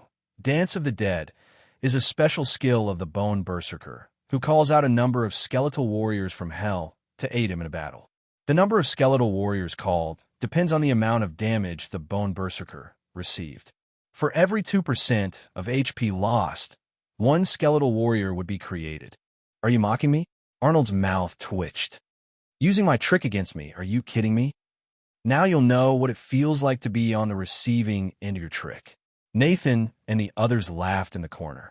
No one was alarmed because skeletal warriors were pretty common in the dungeons, especially because their level hardly ever went above the rank D. Around 25 skeletal warriors surrounded the Bone Berserker. Arnold knew the skeletal warriors would be weak and easy to handle, so he shot a bullet at one of them to test their strength. The bullet hit the skeleton who was standing nearest to him in the head, and the skeletal knight shattered upon impact. Arnold's mouth twitched again. I don't know whether I should be happy or mad about your weak as asterisk summons. He then gave his summons the command to attack the skeletal warriors, and his summons immediately crushed their new and weak opponents. But before they could attack the berserker, the bones of the fallen skeletal warriors started to vibrate. What the hell? Arnold mumbled. The bones of the fallen warriors soon started attaching themselves to the Bone Berserker. The berserker started to heal itself and grew even bigger. Seeing this, Arnold started firing at him while his summons attacked the berserker as well, in a hope to slow down the healing, but it seemed like the berserker was immune to all types of damage during the process. By the time the berserker was done evolving, he had recovered about 25% of his health back. This is so frustrating, Arnold bellowed. I really didn't want to use this, but hell, you've pissed me off now. He conjured up 2 balls made of ice, one in each hand. Each of the balls were around twice the size of a basketball. A weird aura oozed out of them. Without any command, all of Arnold's summons stepped back. They fully knew the destructive power of Arnold's new and self-created ability. After all, they were the ones who had to endure the pain, while Arnold was perfecting this ability. Without any warning, Arnold threw both of the balls at the berserker. Since the berserker was more like a giant now, the chances for Arnold to miss were very small. The balls managed to hit the berserker in the head and the chest of the berserker. Underscore.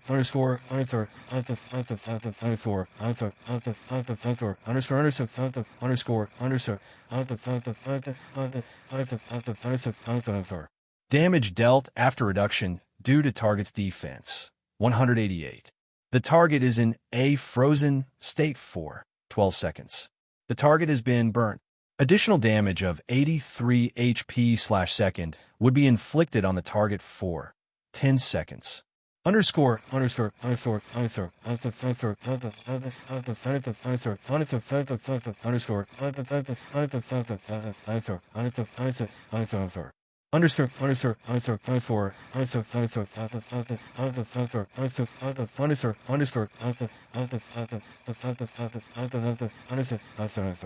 Damage dealt after reduction due to target's defense, 158.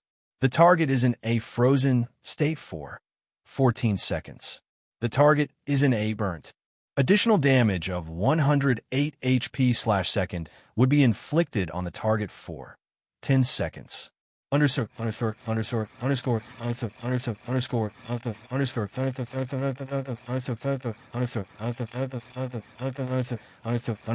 underscore. The balls of ice shattered upon impact, immobilizing the berserker. But that wasn't all. The moment the ice balls collided with the berserker, flames erupted out of the icy balls. This was Arnold's self-created ability, Frost Flame.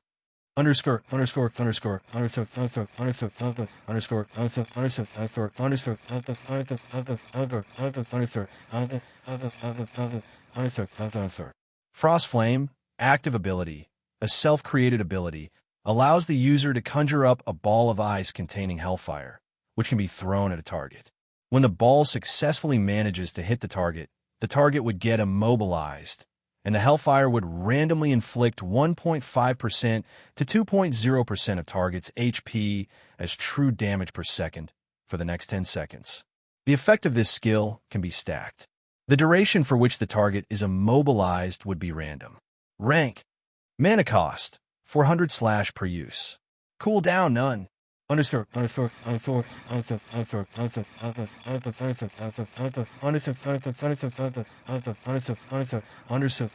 underscore, underscore.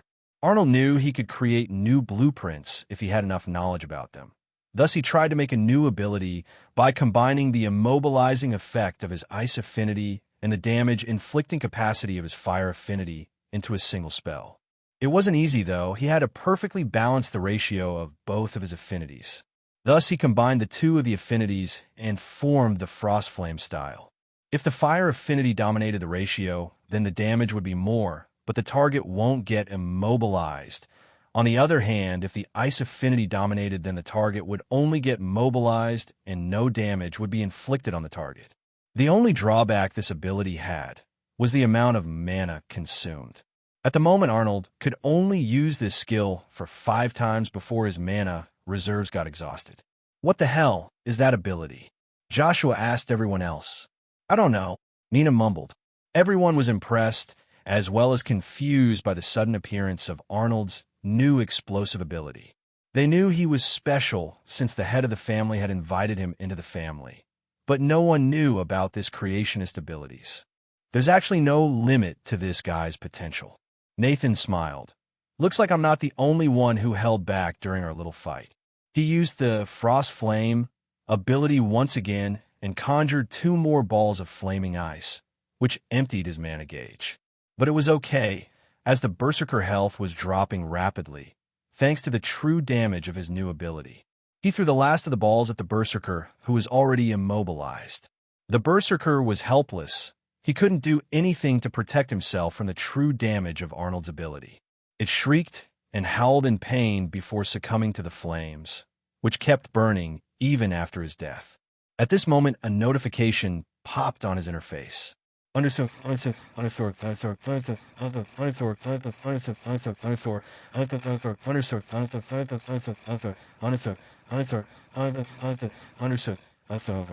Quests, Berserker. Introduction. You are indulged in combat with Bone Berserker. The creature has impenetrable defense and high stamina. Task. Kill the Bone Berserker. Progress. 1 out of 1 kill. Rewards for completion. 1,500 EXP. 1 random reward. Claim. Underscore, underscore, underscore, underscore, underscore, underscore, underscore, underscore, underscore, underscore, underscore, underscore, underscore.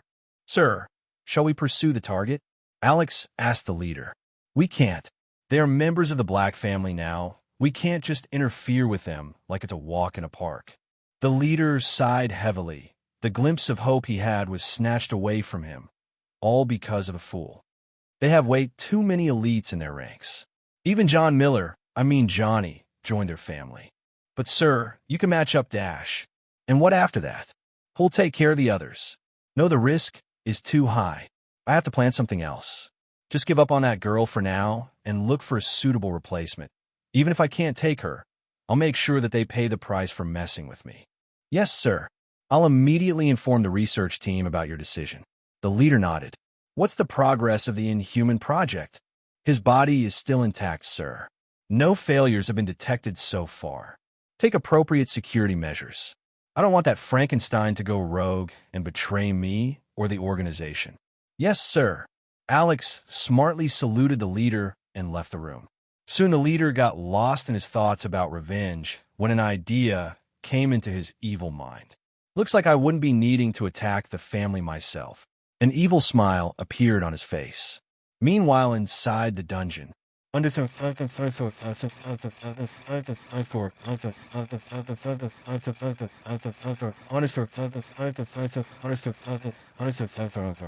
Quests, Berserker. Introduction. You are indulged in combat with Bone Berserker. The creature has impenetrable defense and high stamina. Task. Kill the Bone Berserker. Progress. 1 out of 1 kill. Rewards for completion. 1,500 EXP.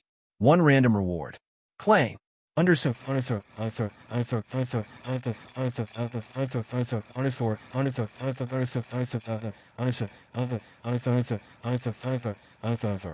Claim.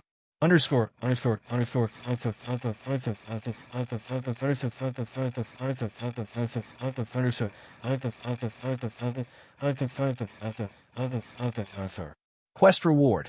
You've gained 1,500 EXP. You've leveled up. Current level, 43. You can view your stats in the main interface. Randomizing your reward. You have obtained Attribute Enhancing Potion Medium ×1. Upon usage, randomly adds 20 to 30 attribute points to a selected attribute. _.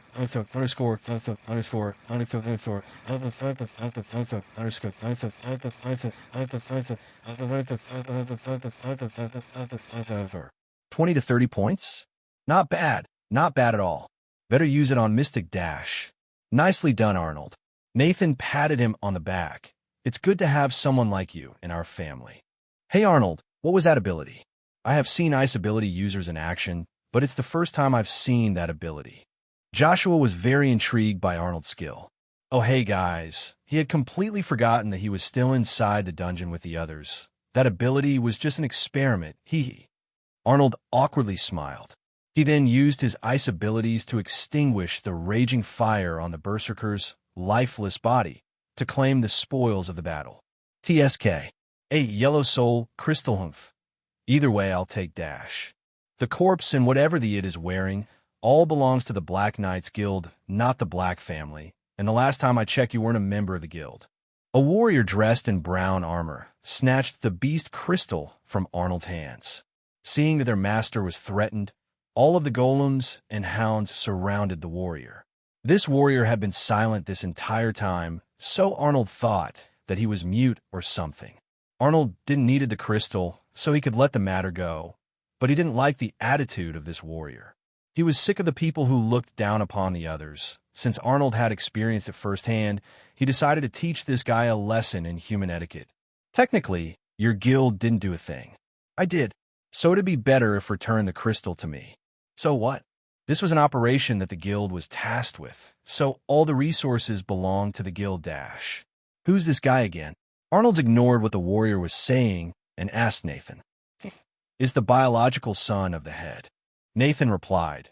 Even though he was technically Nathaniel's own son, he was very weak. His stats were barely enough for A and D ranker, and thus he was never acknowledged as Nathaniel's son. Alan, can't we discuss it later? Nathan continued. You stay out of it, you motherless bass Dash. Bam! Alan fell to the ground, shocked and furious, overwhelmed with disbelief. He had cursed Nathan, but the one who attacked him wasn't Nathan, but Arnold. Listen here, you piece of entitled **T. Arnold moved beside Alan as if teleporting. Duke gripped Alan's head, lifted him up in the air. I don't care who you are or what your job is, but don't you dare talk **T about someone's mother. You get that, punk? Arnold, leave him, please. I know he's an idiot, still he's family too.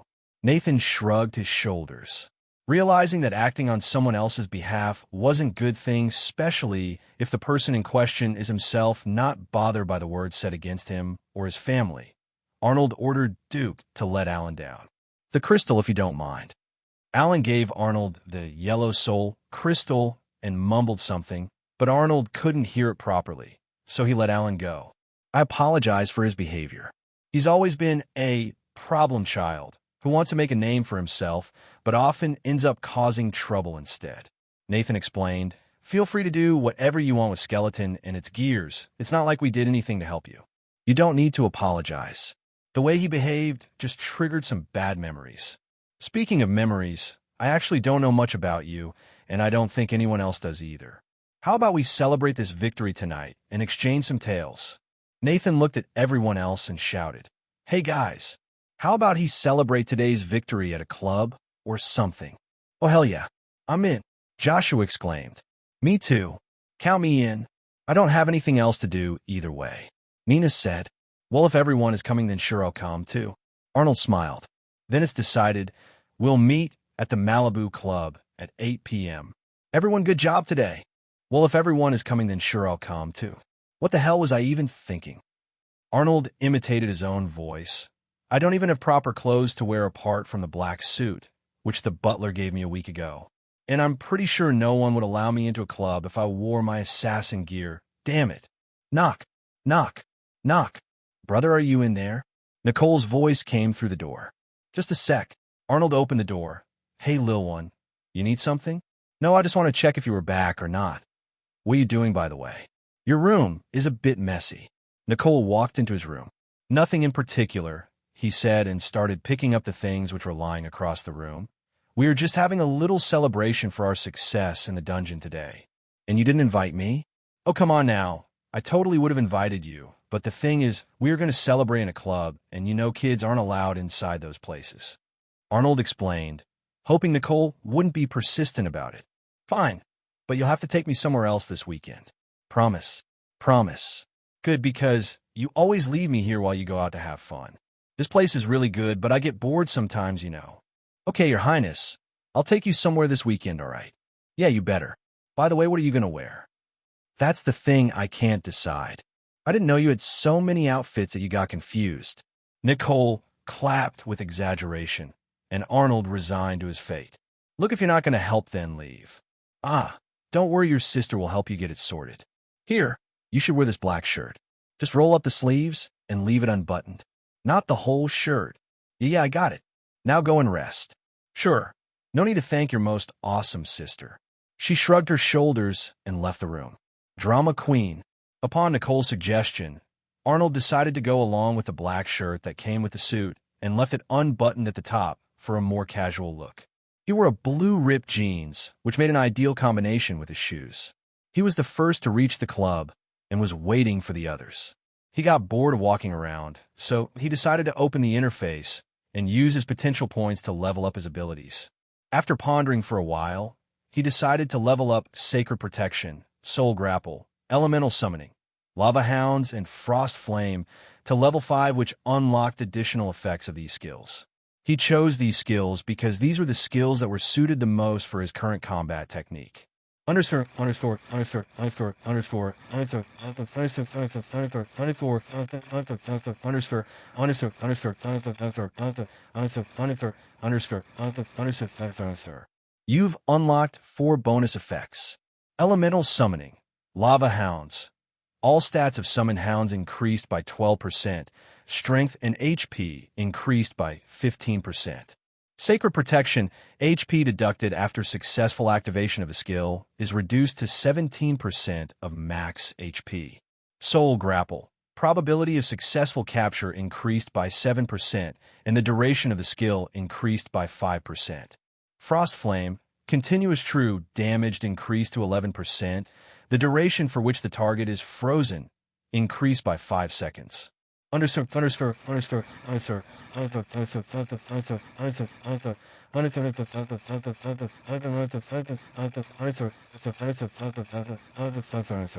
he used the remaining potential point to level up Plasma Shield to level 2.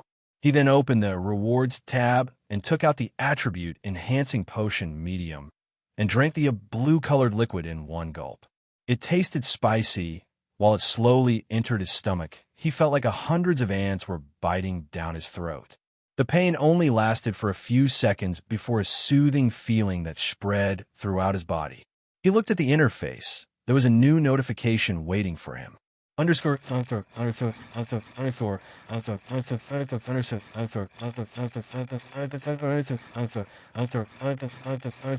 underscore underscore underscore.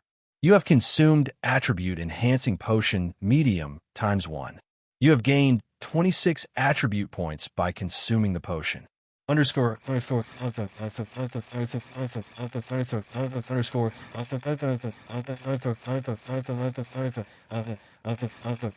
underscore underscore.